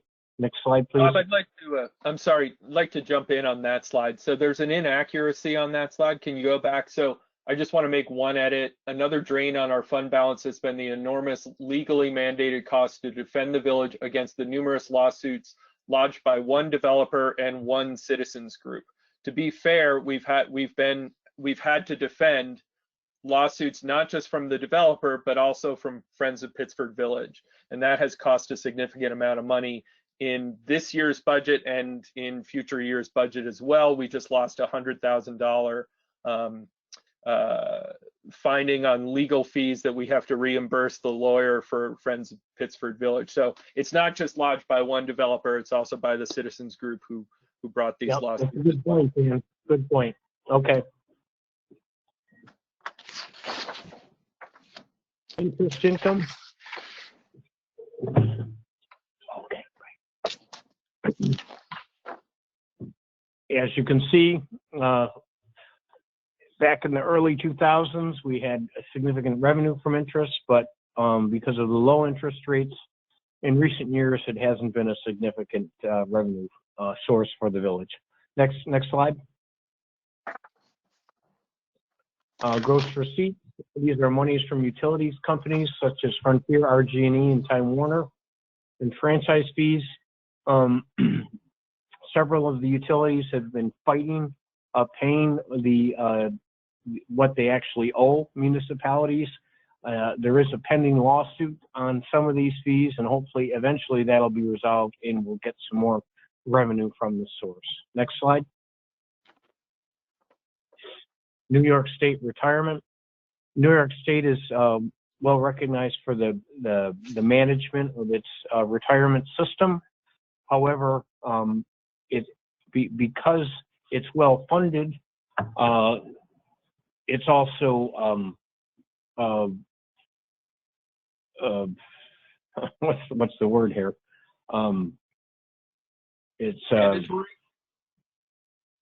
well, it's unpredictable. Yes, it's mandatory, but you never know what your contribution is going to be because it varies greatly. I guess that's the point, and it's hard to predict, and it tends to spike at unpredictable times, not necessarily when you think it would.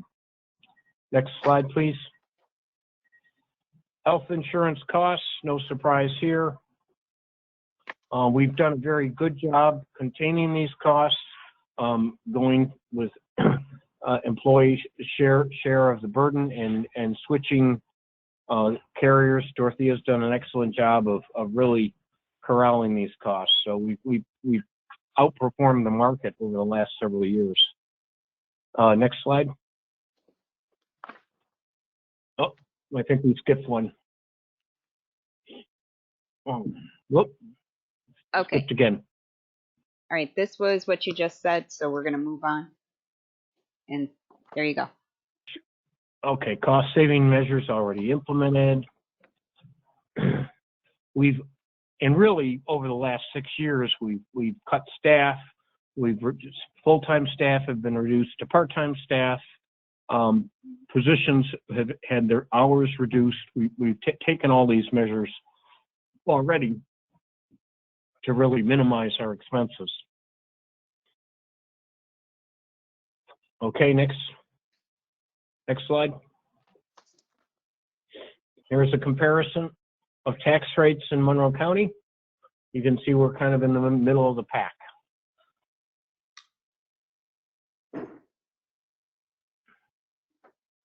Several villages also are having fairly large increases this year because everybody is really facing the same issues and have been for a while. Next slide.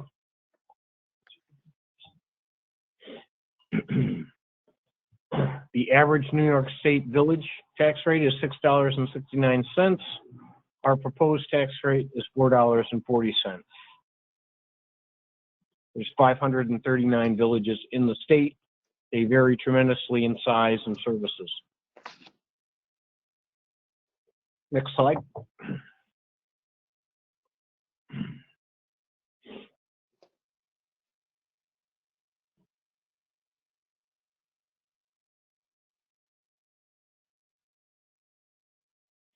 I think this slide just speaks to what I was saying before, that Zach and Frank have spent hundreds of hours developing long-range plans for infrastructure, equipment, and maintenance.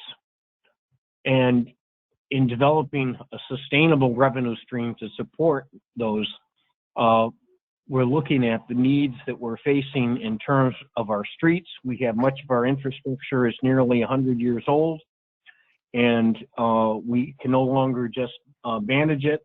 Many of our streets have to be rebuilt. The curbs are deteriorating, and we need, the only way we can pay for that, there's no secret here, we have to have enough revenue to do more than just a mill and pave.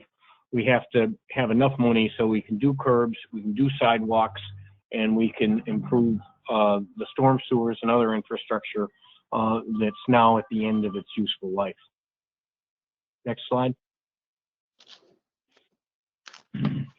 What has changed? Increased service demands, unfunded state and federal mandates, stagnant negative revenue growth, reduced state funding. CHIPS funding has been frozen for over 10 years. So in real dollars, it's declined significantly. AIM funding that used to be a significant part of our budget has been eliminated. Rising costs, many of the things that we as a village use have increased in cost at a rate greater than the CPI. And the other thing is our aging infrastructure. As we're moving around the village, we're finding more and more problems. And as I said before, like on projects like on South Street, we're trying to really address long-term needs so that as we, instead of just chip sealing a street, when we pave a street, we're really addressing some of the stuff underground so that it'll last another 50 years in good shape. Next slide.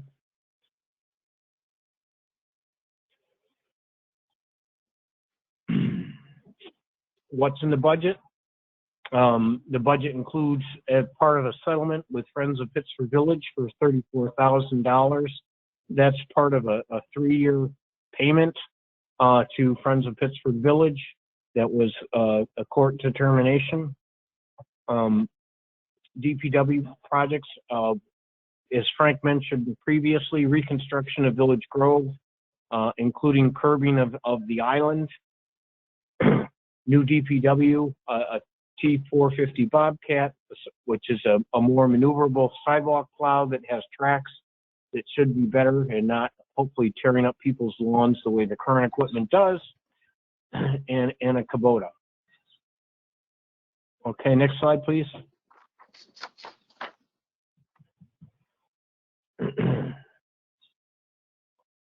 In 2014, a 5 to 7 year equipment replacement plan was updated to reflect our DPW equipment needs. As of this date, 76% has been replaced. In this budget year, a more efficient sidewalk plow will replace the current model. In recent years, we have not been as aggressive in our schedule due to our enormous legal costs. Next slide, please. In 2014, we initiated an infrastructure improvement plan for our roads and sidewalks. This year, planning has started for a complete evaluation of our sewer system. Some of our improvements included milling and paving Boughton Avenue, $45,000, Elmbrook Drive, $44,000, Grove Street, $90,000, and chip sealing Church and Locust Streets. This year, we will mill and pave Village Grove, as I just mentioned that. And I think that's the most compelling reason to have enough money in the budget to do road work, because our next large project is South Street. But if you look a little further down the road, Sutherland Street and Shane Place both need to be repaved, and those are fairly significant projects that we're going to have money in the, if we want to have roads that are drivable, we're going to have to rebuild those roads. Next slide, please. These are our debt obligations in the budget for this year.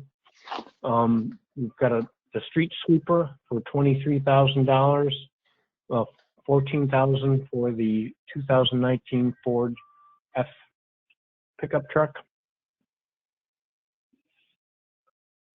I think I went over some of the stuff before, so I'm going to move on. Next slide.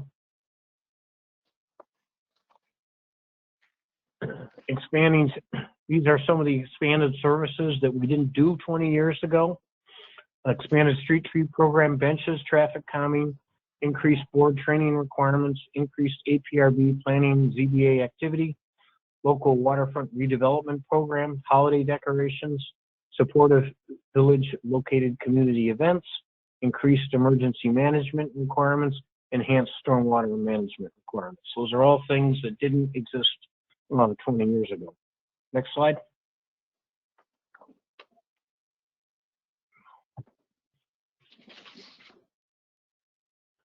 Sewage pump out dock, records management system, internet website, seasonal flowers, parks, landscaping, increased village.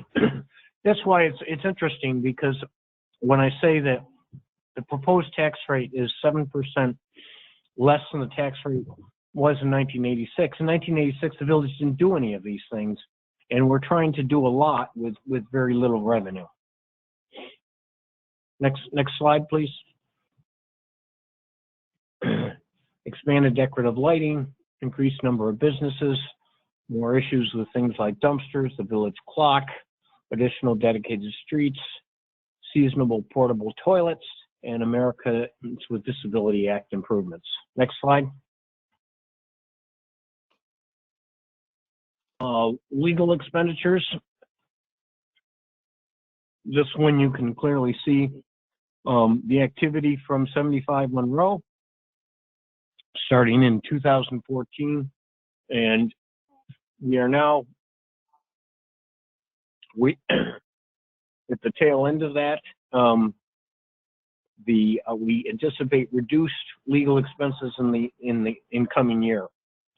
We're not quite sure what the schedule will be, but we have this budget anticipates estimates from our attorneys. Next slide.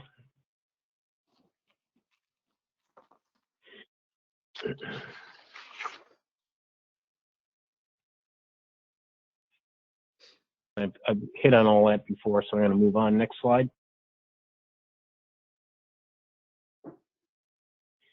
The village is a respondent to all litigation. Again, I've said this previously, so I'm going to move ahead. That's it.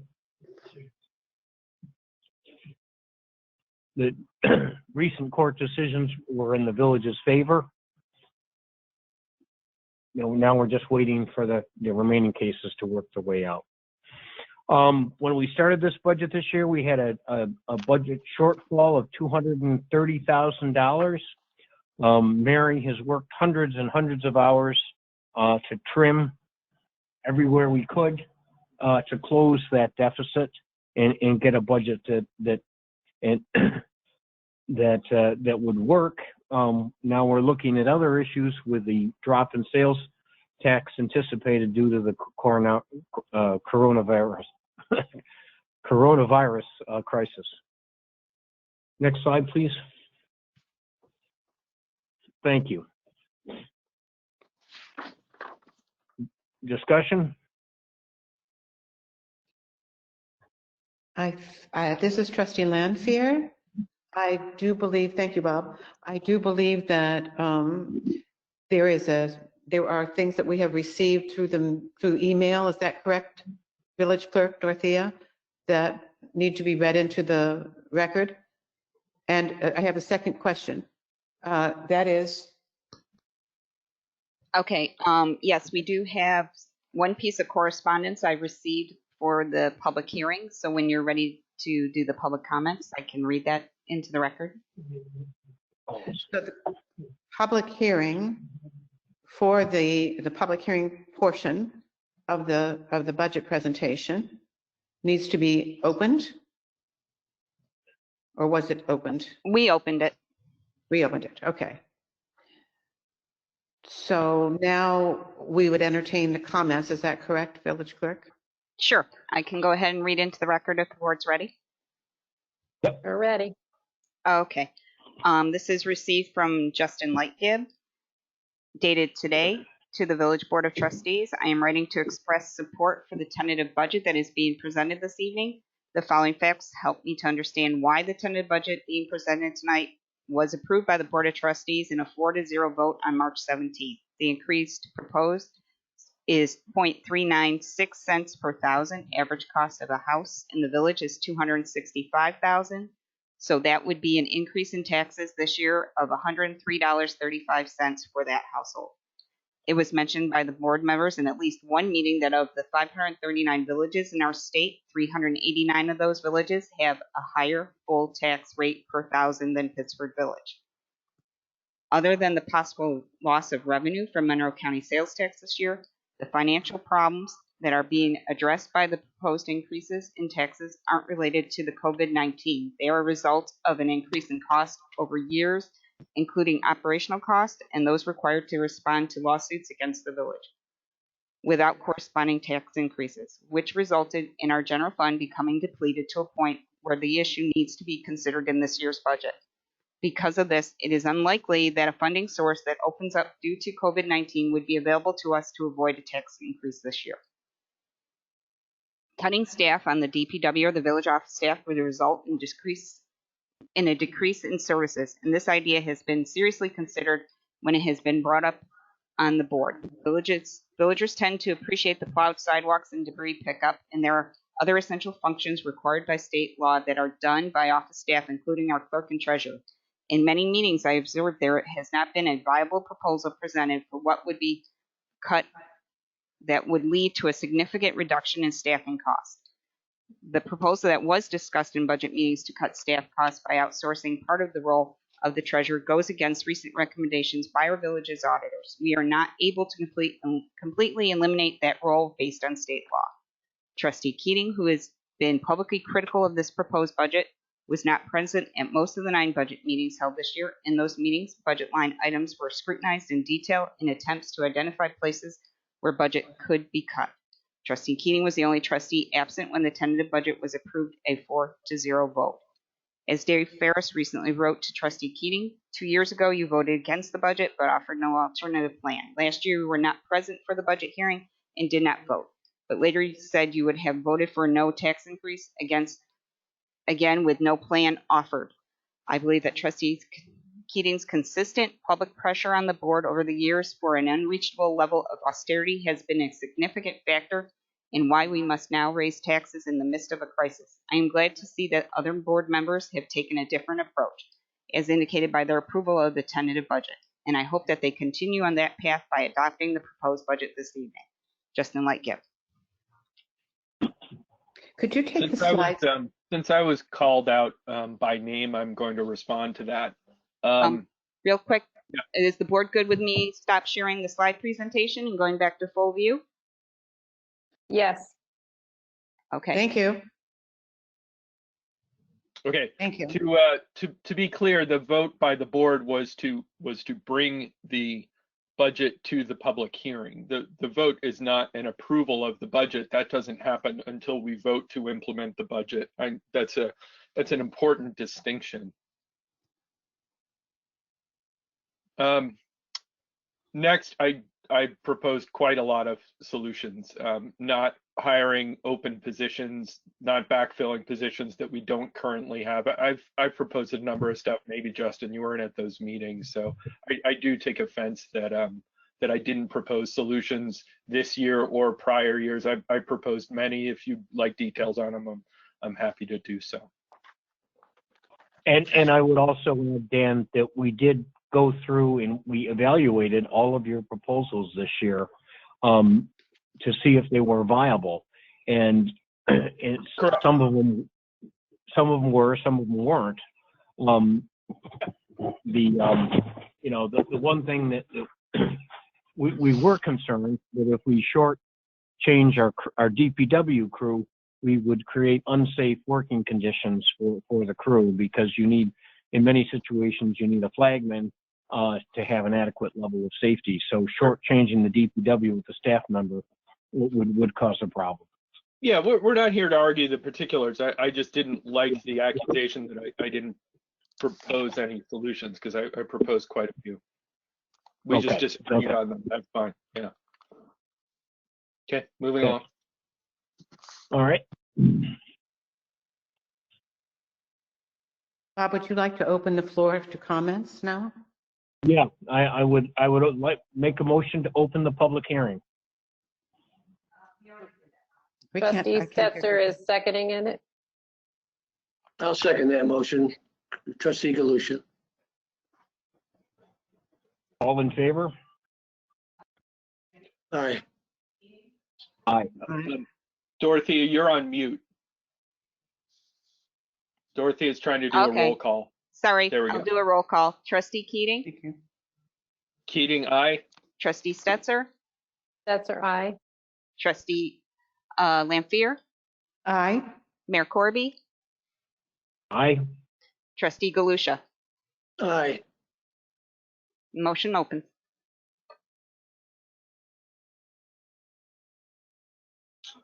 If So someone Dor- would like to comment, you can send me a chat message and we'll unmute you and let you join the conversation. Dorothea, this is Trustee Stetzer. What about the people who are calling in, who can't use the chat function? How should they let you know? We can open each of their lines and see if they have any comments. I can give you top. Dorothea, Yes, this is Len Parker. May I field a question? you may. Mr. Parker, if you can just provide your address. 46 Rand Place. Okay. Hi, go ahead. Rachel. Hi, Len. Good evening. It's good to see all the faces. Don't see as many faces these days.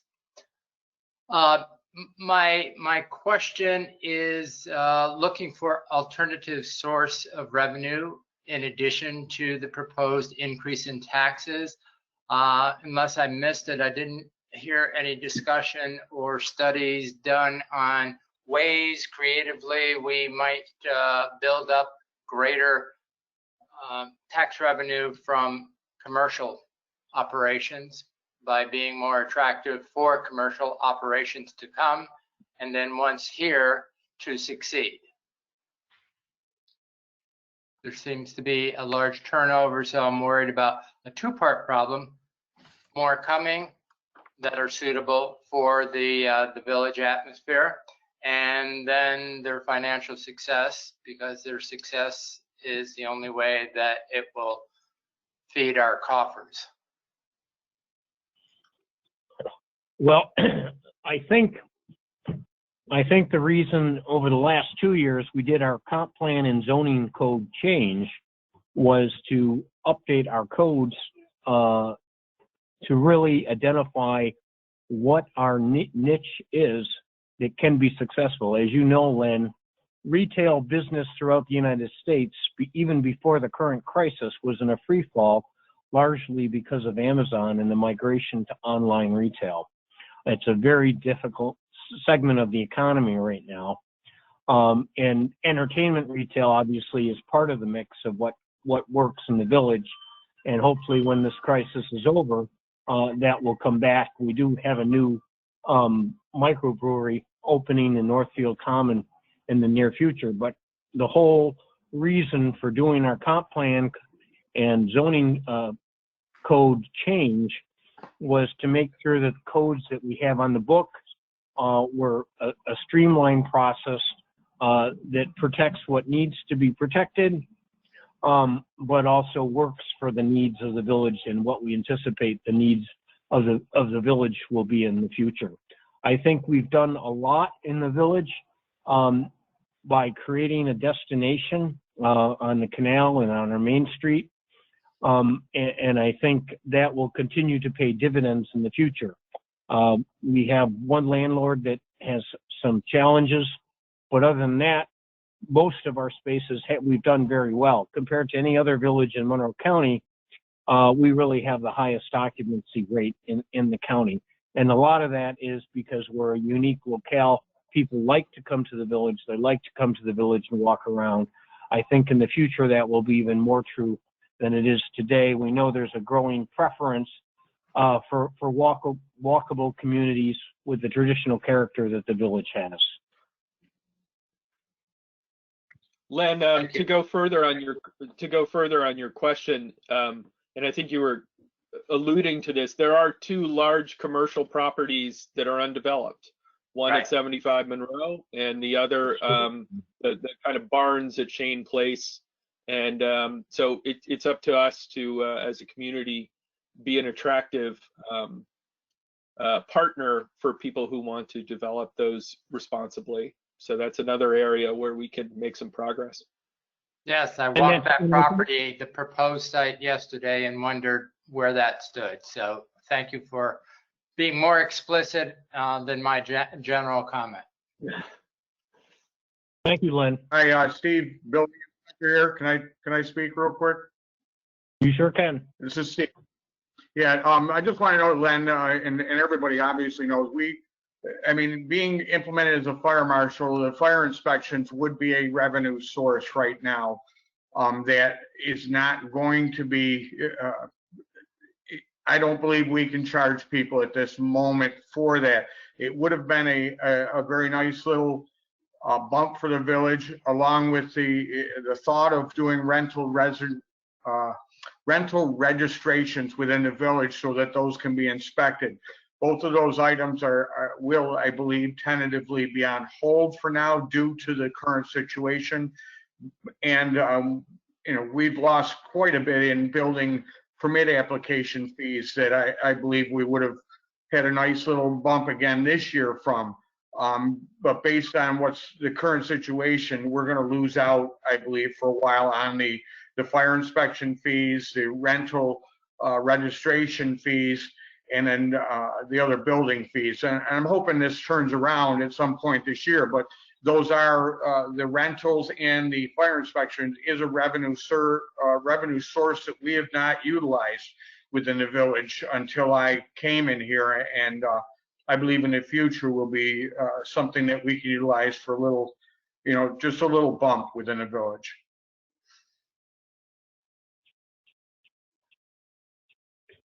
Okay, Thanks, Steve. Do we have any other residents who would like to speak? Dorothea, may I ask a question? You may. There's a little bubble up there and it has 13 in it. Does that mean that there are 13 people waiting to speak? No, I think actually that's 13 people that have sent you a chat message, Lily. If you click on that bubble, you should see those messages. So those are mostly when we were trying to help Bob get online. A little bit. I've gone through those messages, and I don't believe there is any comments to be sent to the board. Okay. Dorothea? Yes. Can you hear me? Yes, I can. We have a letter from Dave Ferris. Do you have a copy of that? I just got that in my email. I was just checking if we had anybody on screen, and then I was going to go ahead and read that in. Okay, all right. So if the board's ready, I can go ahead and read that letter in. I'm ready. Okay. From Dave Ferris, 27 Monroe Avenue, Pittsford, dated today. Dear Village Board of Trustees, I want to thank you for your tireless and thoughtless efforts to develop the village's budget for the coming year. As a former village trustee, I understand the process, challenges, and complexity of determining a budget. I attended several of the budget workshop meetings and watched the videos of others. At some meetings, I was the only resident present. It is disappointing to me that some individuals criticize the decision of the board but don't attend meetings to learn facts. The proposed budget increase, I understand, is 9.9%. This is equivalent to less than $109 per year and $9 a month for the average household, assessed at $265,000. I reviewed various drafts of the budget and the final proposed budget. The trustees carefully considered multiple options. Among these were proposed staffing cuts in the Department of Public Works and the office staff that Trustee Keating suggested. The board considered these reductions and listened to input from the Director of the Department of Public Works and the office staff. It was determined that such cuts would severely impact the level of service needed and expected by our residents. A cut in the DPW would significantly inhibit the DPW's ability to discharge its duties, including the ongoing maintenance of the village's infrastructure. Since the village is nearly 200 years old, there are capital needs to maintain the infrastructure. To not timely address these capital needs would be a breach of the board's fiduciary duty as village stewards. Following extensive discussion over several meetings, all members of the board agreed that these positions should not be cut. I applaud these decisions by the board. Trustee Keating suggests that there be no tax increase in an austerity budget. This is an austerity budget. Having reviewed the budget carefully, I do not find frivolous or extra expense items that should be cut. The most likely place to cut would be capital projects and equipment. For example, repairs to roads, sidewalks, sewers, lighting would be pushed back. The cost of these projects would only increase. The value of equipment being traded in would decrease, and the cost of new equipment would be higher in the future. Postponement of capital projects does not make them go away. No tax increase would result in a revenue loss of approximately $80,000 for both this year and each subsequent year. To replace a 2-year revenue loss of $160,000 in the budget next year to fund capital projects would require a tax increase of at least 20% before any other expense items annual increases. This would result in a tax increase next year of upwards of 30%. This is not responsible planning in my estimation. Our budget needs to be reflective. The fact that we have aging infrastructure, however, it is in this infrastructure that underpins the village character and lifestyle. I therefore endorse the proposed budget and thank board members for taking seriously their responsibilities as stewards of our village. Sincerely, David Ferris. Okay, thank you. I was named in that one too, so I'm going to address that. So Dave, thank you for your input. That's the second time somebody's taken a swipe at me about meeting attendance. The budget meetings were scheduled without consulting all 5 of the trustees, and the budget meetings were scheduled for 4:30 p.m., which did not work for my work schedule. So I did not attend several of them. I did attend others, but I made it clear to the trustees that they were not, it didn't work. I work, and 4:30 doesn't work. So they decided to keep them at 4:30, knowing that I couldn't attend them. So I do want to correct the record on that. I also want to raise a question. Somebody anonymously asked me to ask this question and said, is there a way to levy some kind of tax on long-term unoccupied buildings? It's a fair question. I wanted to throw that out to the team. I don't believe there is, Dan. I don't believe there is. It's Jeff, not something I've heard. I've been to a number of NICOM training sessions on that issue, and it's a problem that many municipalities deal with, and there's no real good tool to deal with it. But I don't think you can assess a property because it's vacant. I don't know how you could, this is Jeff Turner, the village attorney. I don't know how you could justify that. Maybe I missed, Dan, what was the point? Do you know what the point of the question was? How that would help, or what the justification for taxing would be? I think it has everything to do with revenue stream. So just because they're empty. Yeah. It was just, go ahead. Yeah, I don't really think there would be a basis in the tax law to do that. I mean, the issue of if they're vacant and then become in disrepair, we can do something about that, but we're not going to get any revenue because we'll only get back what we spent. So I'm not sure that really addresses the concern.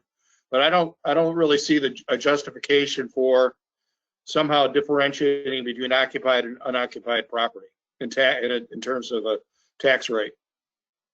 And thank the user for the question. I like a creative way to try and raise some money. Thanks for the question. Yeah, this is Trustee Stetzer, and that has come up before in some discussions from some residents who thought it would also be used as a way to encourage occupancy, so not necessarily just a revenue generator, but it would help with the business climate, maybe. I know some other people have brought that up before. I don't know the legality of it or the benefits of it, but I think yeah, go ahead, Steve. Go ahead. I was just going to say, in a village the size of Pittsford, the number of buildings and the vacancies are very small compared to, I mean, if you had a city that has, hundreds of buildings and residents that are vacant, and you can assess a zombie fee, that would be, that would be reasonable. But in a village the size of Pittsford, for the number of vacant buildings we have and how long they're vacant, it really you wouldn't generate anything worthwhile. I think the real point, again, the village attorney, excuse me, I think the real point is I'm not sure you could justify it legally. I don't think you can legally mandate somebody occupy their structure. Okay, are we ready for the next? Are we ready for the next question from the public? I have a request from Justin Leistra. I'm going to unmute him so he can comment. Yep. Go ahead, Justin. Hey, thank you. Justin Leistra, live at 19 Boughton Avenue. Just one thing I wanted to address to the trustees. There's been a lot of talk about all of the legal bills And I think it's a little bit mischaracterized because they all get lumped together and everyone thinks it's all lawsuits.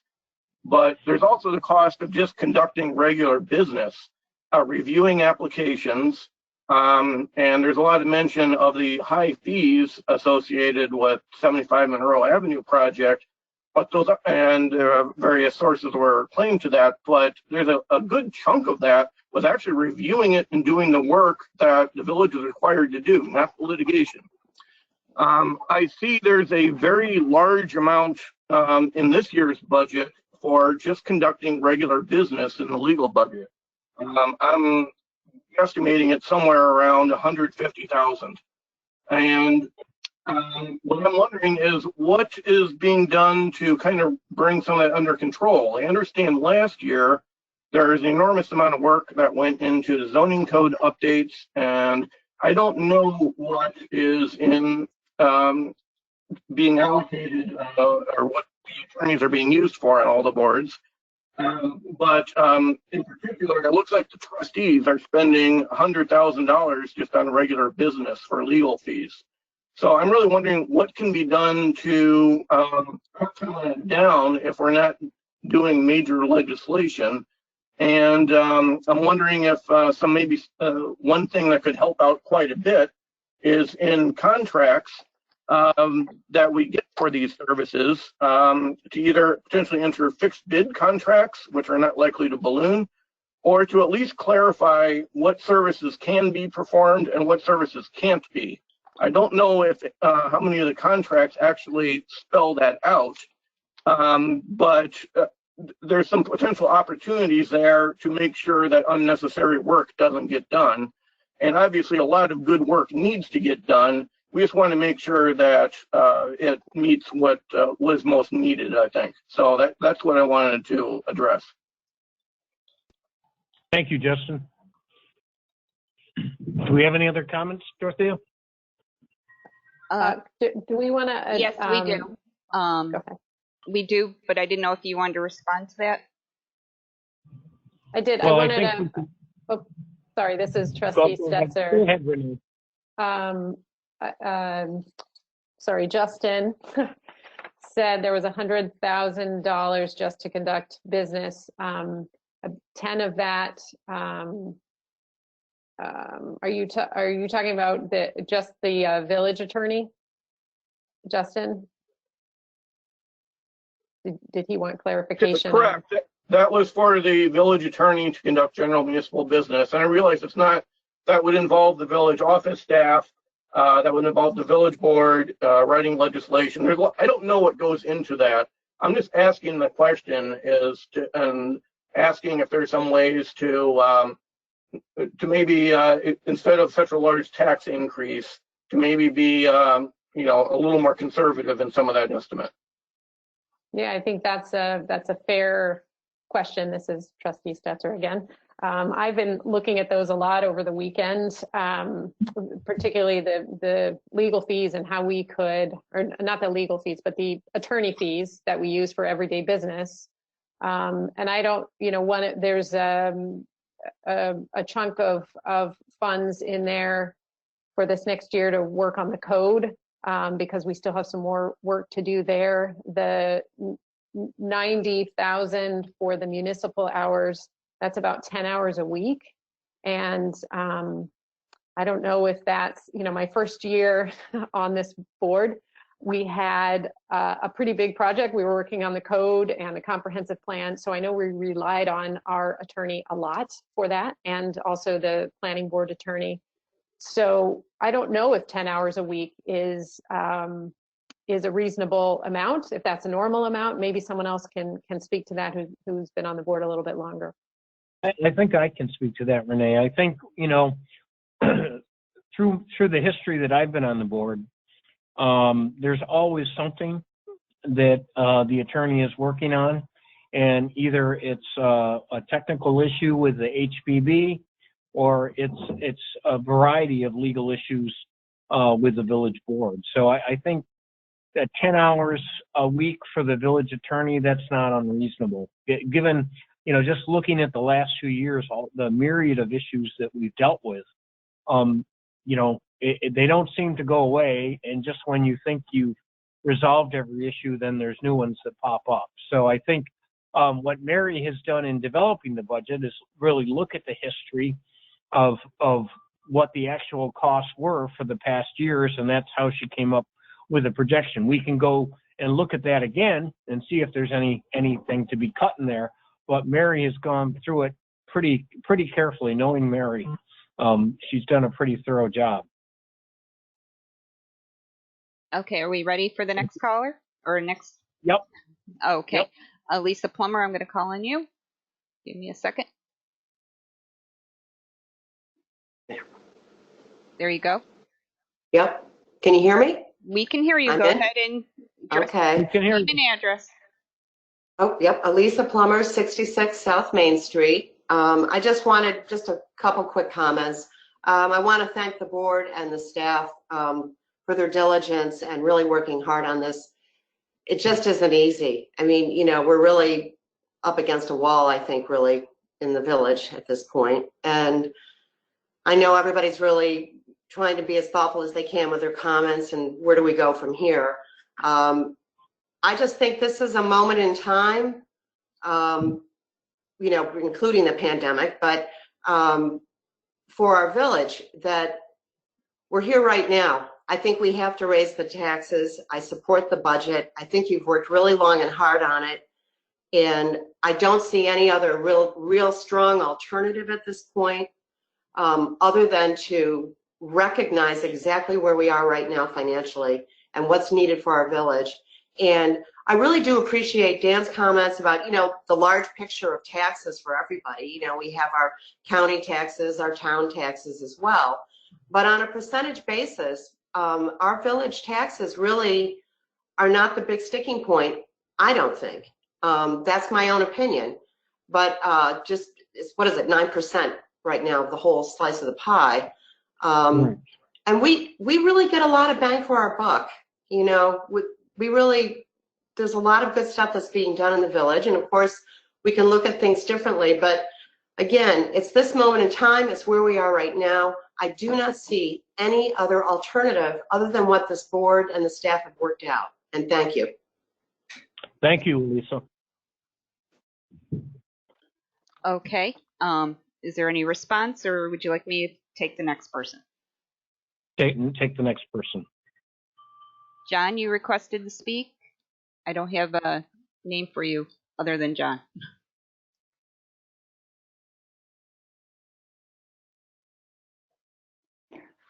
John Kachura, 5 Stonegate Lane. Can you hear me? Yes, we can. Go ahead. All right.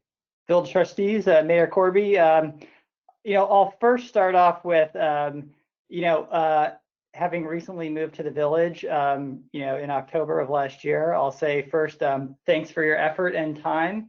I'm sure this is a thankless job sometimes, and maybe even tonight. But with that, let me move on to some of my comments.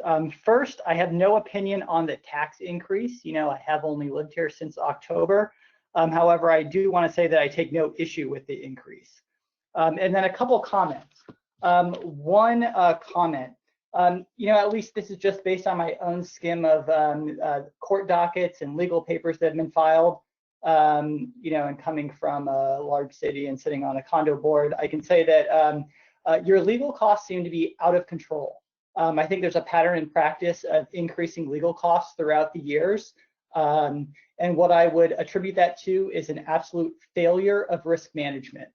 I think it's shocking that there is not a risk management committee, not some way to mitigate this. It doesn't seem that any action on that sort is taking place.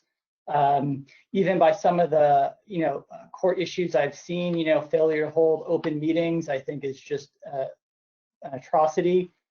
Things like that. You know, I know there's some other issues with, you know, local nonprofits taking issue with certain things in the towns, but I think altogether that just all falls under a failure of risk management. And I think together the trustees need to put together a plan of action and a way to mitigate that in the future, because that's a tremendous expense for the village and something that should be under control. And, you should think to, outside advisors, and setting up a committee because something needs to be done there. And then the only other thing I want to note, I think, there's a lot of our tax dollars, pay for a lot of niceties in the village. And, that's a reason why some of us want to live here, right? We want to live in a place that has a walkable downtown with a beautiful canal side and, little microbrewers to go to, right? We pay up for that. That's one reason for increasing taxes. But with that, I think you need to take an eye towards the pandemic that has, kind of crippled the economy throughout the United States and the world. So certain things I think you need to, wait on. You mentioned a Kubota and a new plow. Those are things that I just don't think look good from a public perception point. While you can still keep in place the things that we all enjoy in the town, which is tree service and pickup and the other things that make the village unique and wonderful, and why we pay up for taxes. So I think there's a balancing act to be had there that you need to take into consideration. And then lastly, I just want to say, it seems to everybody, to all the trustees, that there is an importance on matching tax revenue with our budget, right? I think you can all nod your head to that. And so with that, I think it's fair to say it's probably important for everybody to show up and be prepared for these meetings in the future. And so with that, thank you for the opportunity to speak. Appreciate it. Thank you. Hey, John, it's John, right? I want you to go a little deeper on how thank you for your comments, a little deeper on the risk management group. It sounds like you've had some experience with something like it. Can you go a little further on how that kind of thing works and what kind of benefit you get from it, that sort of thing? Yeah, so it's just, the makeup of every board is different, right? I come from a large city where I sat on a condo board of, that, had a very large couple $1 million budget. It's great to have an attorney as a trustee. And while we can't change the makeup of the board as it sits now, you may want an advisor or a committee that's, folks, I would say you'd want at least one person in the insurance industry, an attorney or two, to get together and help the board and the village understand the risks that are associated with normal operation and things they can do to reduce legal spend, right? it's probably, for some of the folks on the board, I don't know all of your backgrounds, but I suspect that valuing the billable hour may be difficult, and understanding what it should take and what time should be spent on certain matters and things like that. But that's a cost savings. The reality is there's been a tremendous amount of litigation that just seems abnormally high.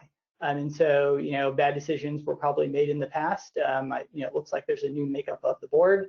But in any case, I think there needs to be a higher focus on risk mitigation in the future. Thanks, John. Thank you. Thank you. Next. Okay, I have. Wait, this is, does anyone, either Frank or Zach, want to talk a little bit about the equipment that John asked about, the Kubota and the needs maybe for some of these things, and also speak about where that those come from CHIPS funding, I believe. So just talk about how all that works to address his concerns around the new equipment, particularly now that we are in this situation economically. You there, Zach, you want to handle that? I'm here. You want to handle it? Yeah, well, with aging equipment comes the probability of failure when we need it. So it's more of a preventative maintenance type of situation. And they usually fail when you need them the most. So given, you know, situations around here, and the services that we provide, if we can't provide them, then we're not really doing our job. And trying to limp back or haul back a piece of equipment that's dead on a sidewalk, you know, it ties up more than one person, so more than just that operator, from being able to do their job. So then you have to bring in, you know, 3 or 4 people to move a piece of equipment onto a trailer, then bring it back to the shop. So it's more of a means to be able to keep everybody moving, in the event, you know, that something does break down, which is pretty common. I mean, the work that we do is rough on the equipment, and it's never, you know, a guarantee that things are going to go out and come back. It happens all the time where, you know, we're breaking all their equipment down.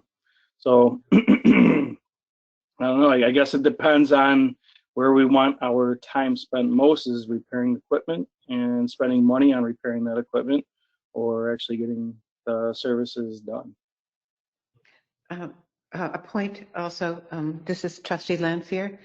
I understood also that it's being partially funded by CHIPS money, which means that that money is allocated for very specific things in the budget. So it's not as if we can take that money that would have gone for the Kubota and plugged it in to another line on the budget. It's all very specific. Am I correct in that, Zach? That it's... Yeah, the CHIPS fund, it can be used for different things, different pieces of equipment, and if it's the only way that we're able to fund new equipment, then we have to utilize that rather than relying on the tax revenue coming in. Right. Thank you. Yep. Thanks, Zach. You're welcome. One of the most notable services we offer is snow removal, and to have equipment that is highly functional, that doesn't rip up lawns, is very important. And as we all know, we do get a lot of snow around here, and this piece of equipment that we're buying is reliable. We have done the research on it, and we'll be able to clear sidewalks better than we have been. And anybody who lives in the village knows that when it snows, they want the sidewalks cleared. No ifs, ands, or buts. Okay. And with regards to the Kubota, this is not going to be a new vehicle. We're trying to save money by buying a reliable used vehicle that can be used by our DPW effectively. The Kubota is going to serve as a very cheap means to be able to get our staff around the village to be able to do the work, rather than purchasing another truck, which we could probably use. Just getting a utility vehicle will serve the purpose of that truck and help us do work. I appreciate all of your comments, and it all makes sense. I just think you're missing my overarching comment, which is that you have a problem of optics. You're sitting here talking about, we need a machine to better plow the sidewalks, as if this year our sidewalks weren't plowed good enough. And so what I'm trying to stress upon you is that you need to take into consideration the totality of the circumstances, which is we have a global pandemic, and you have families in the village that may or may not be struggling. You certainly have businesses that are struggling, and you just need to take in consideration that while you have a perfectly good machine, because you pitched this machine as being efficient, I'm just saying you just need to pay attention to optics and consider that as you move forward with the budget. Where I'm generally agreeing that tax increase is appropriate to fund all the niceties we have in the village. You should just give and take a little so that it optically looks better. Thank you. No argument with you. I think it's something we should take a look at. Thank you. Next.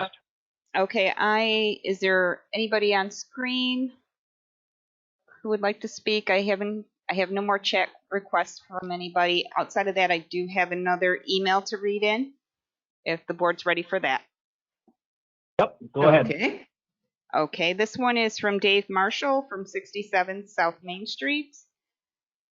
It says, budget comments. Hi, Dorothea. For many of the reasons already discussed, I strongly support the budget as presented and discussed this evening. I firmly believe tax revenue increases are required to maintain village services and to provide ongoing legal support to our public boards. Furthermore, while each resident's total tax burden may be worth noting, it is inappropriate. The town and school boards are responsible for their budget and tax burden.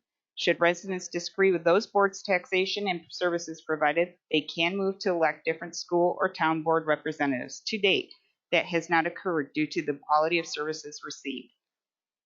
I support the budget, a proposed, and sincerely appreciate all of your efforts to determine each resident's willingness to contribute additional funding for our services, and in support of the ongoing yet diminishing legal fees. Sincerely, Dave Marshall. Okay, great. If there are no more comments, yep. We have one more. I'd like to One make more. I mean, I've been around a long time and been involved with a few different villages and a lot of contract work over my life. And I've always believed that being proactive in regards to equipment and the things you need is way better than being reactive. When you're reactive to a equipment failure, you will spend more because people have you under a barrel. When you are proactive, you're being smart and fiscally responsible with people's money. Thank you, Steve. Okay. Steve, most years I'd agree with you on that. This is just a different world we're in. One in 10 Americans over the last 3 weeks filed for unemployment. You just translate that to the village, and in a village of, I don't know, 1,600 people, that's 160 people are now unemployed that weren't 3 weeks ago. So, Steve, I generally agree with you, but I still think we could get a little more creative. As John said, from an optical standpoint, as well as from a functional one, as to where we might cut. And I just would make an impassioned plea for us to keep working on this and throwing out challenging and difficult ideas to see what we can do and go a little farther on this. Thank you. Okay. We have a request from Ann Benstock to speak. Go ahead, Ann. Oh, hello. I just want to say I appreciate all the work that has gone into planning this budget, but I just couldn't let this moment pass without expressing once again that I am deeply disappointed in our village's ongoing legal bills and this board's inability to resolve the lawsuits related to the 75 Monroe project. As we continue to face these expenses, I want to challenge this board to resolve these lawsuits related to 75 Monroe this year.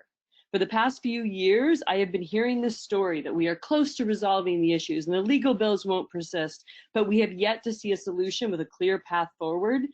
Resolution doesn't seem to be happening. I want this village to be able to focus on the business of delivering needed services to villagers. Residents are tired of this hanging over our budget, our operations, and our community's reputation. And I want to challenge you to do the work this year in 2020 to once and for all resolve these 75 Monroe lawsuits. Thank you. Thank you. Thanks, Sam. Concur. Anything else, Dorothea? I'm checking. Hold on. I have no additional emails, and I'm not seeing any other chat requests. All right, I would make a motion to close the public hearing. Wait, Dorothea, is there a way to check to unmute all the people who have called in? Or there's no way to do that, is there? If they're not online? Yeah, Okay. we can do that. Just to open the lines real quick, make sure we don't miss anyone. Caller 5, they just did one of them. There are only two people on the phone, and one of them is Bob. So there's one other on the phone. Okay. Does that person want to say anything? You know who it is? Nope. No. Okay, thank you. Okay. Okay, so motion on the floor to close the public hearing. I will second. Roll call vote. Trustee Keating, Keating, aye. Trustee Stetser, Stetser, aye. Trustee Lampier, Lampier, aye. Mayor Corby, Corby, aye. Trustee Galusha. Trustee Galusha, aye. Public hearing is closed.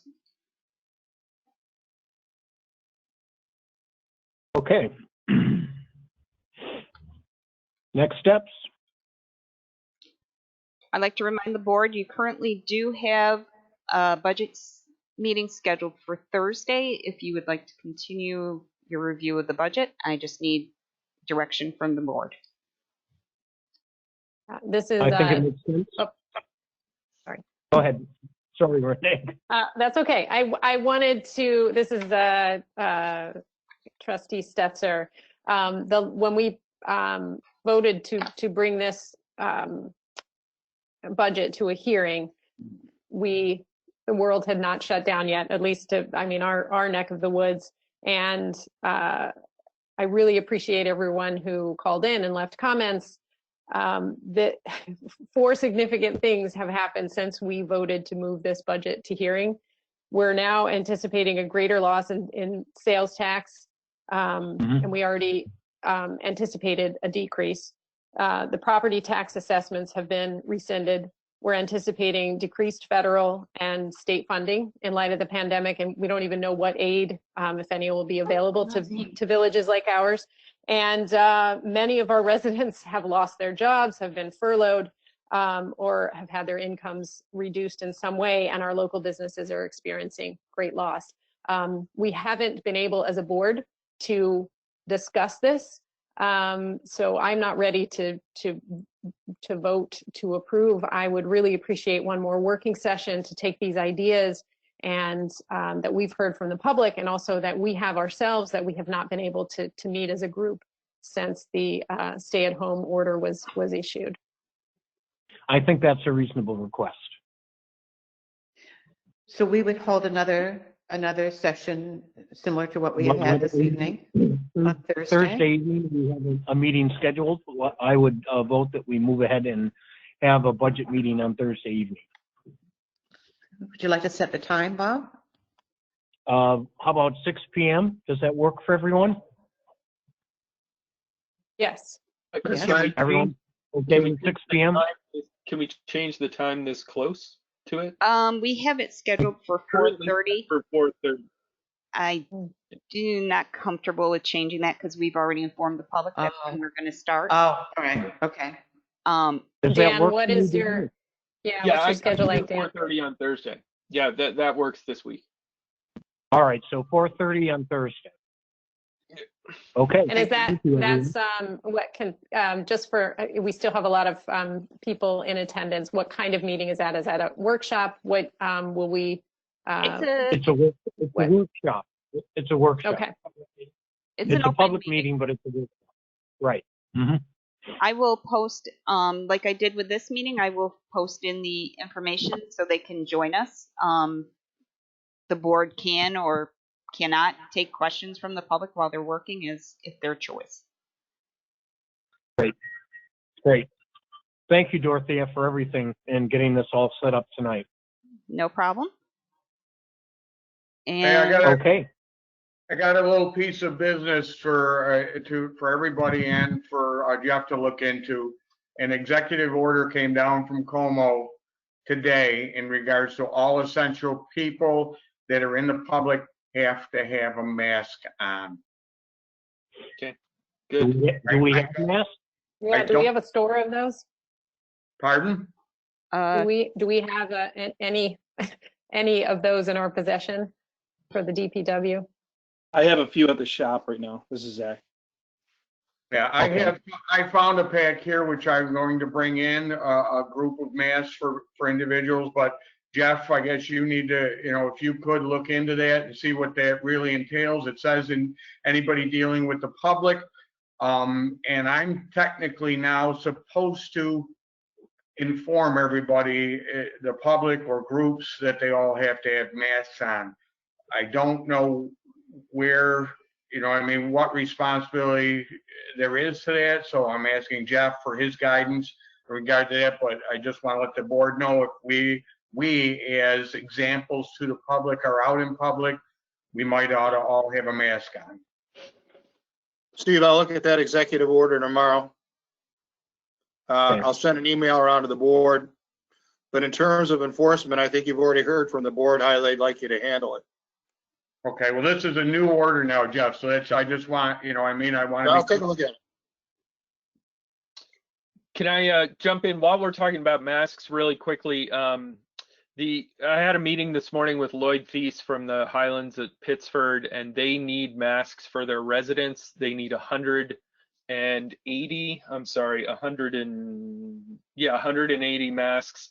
Put a fundraiser up on our site and raised almost a little over $800. We need about another $100 to be able to make this a reality.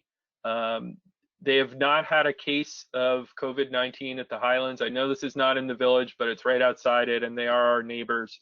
So I'm hoping that if you're willing to make a donation, no donation is too small, please go to my Facebook page, my trustee Facebook page, and you'll be able to donate there, so we can get all those residents the masks they need.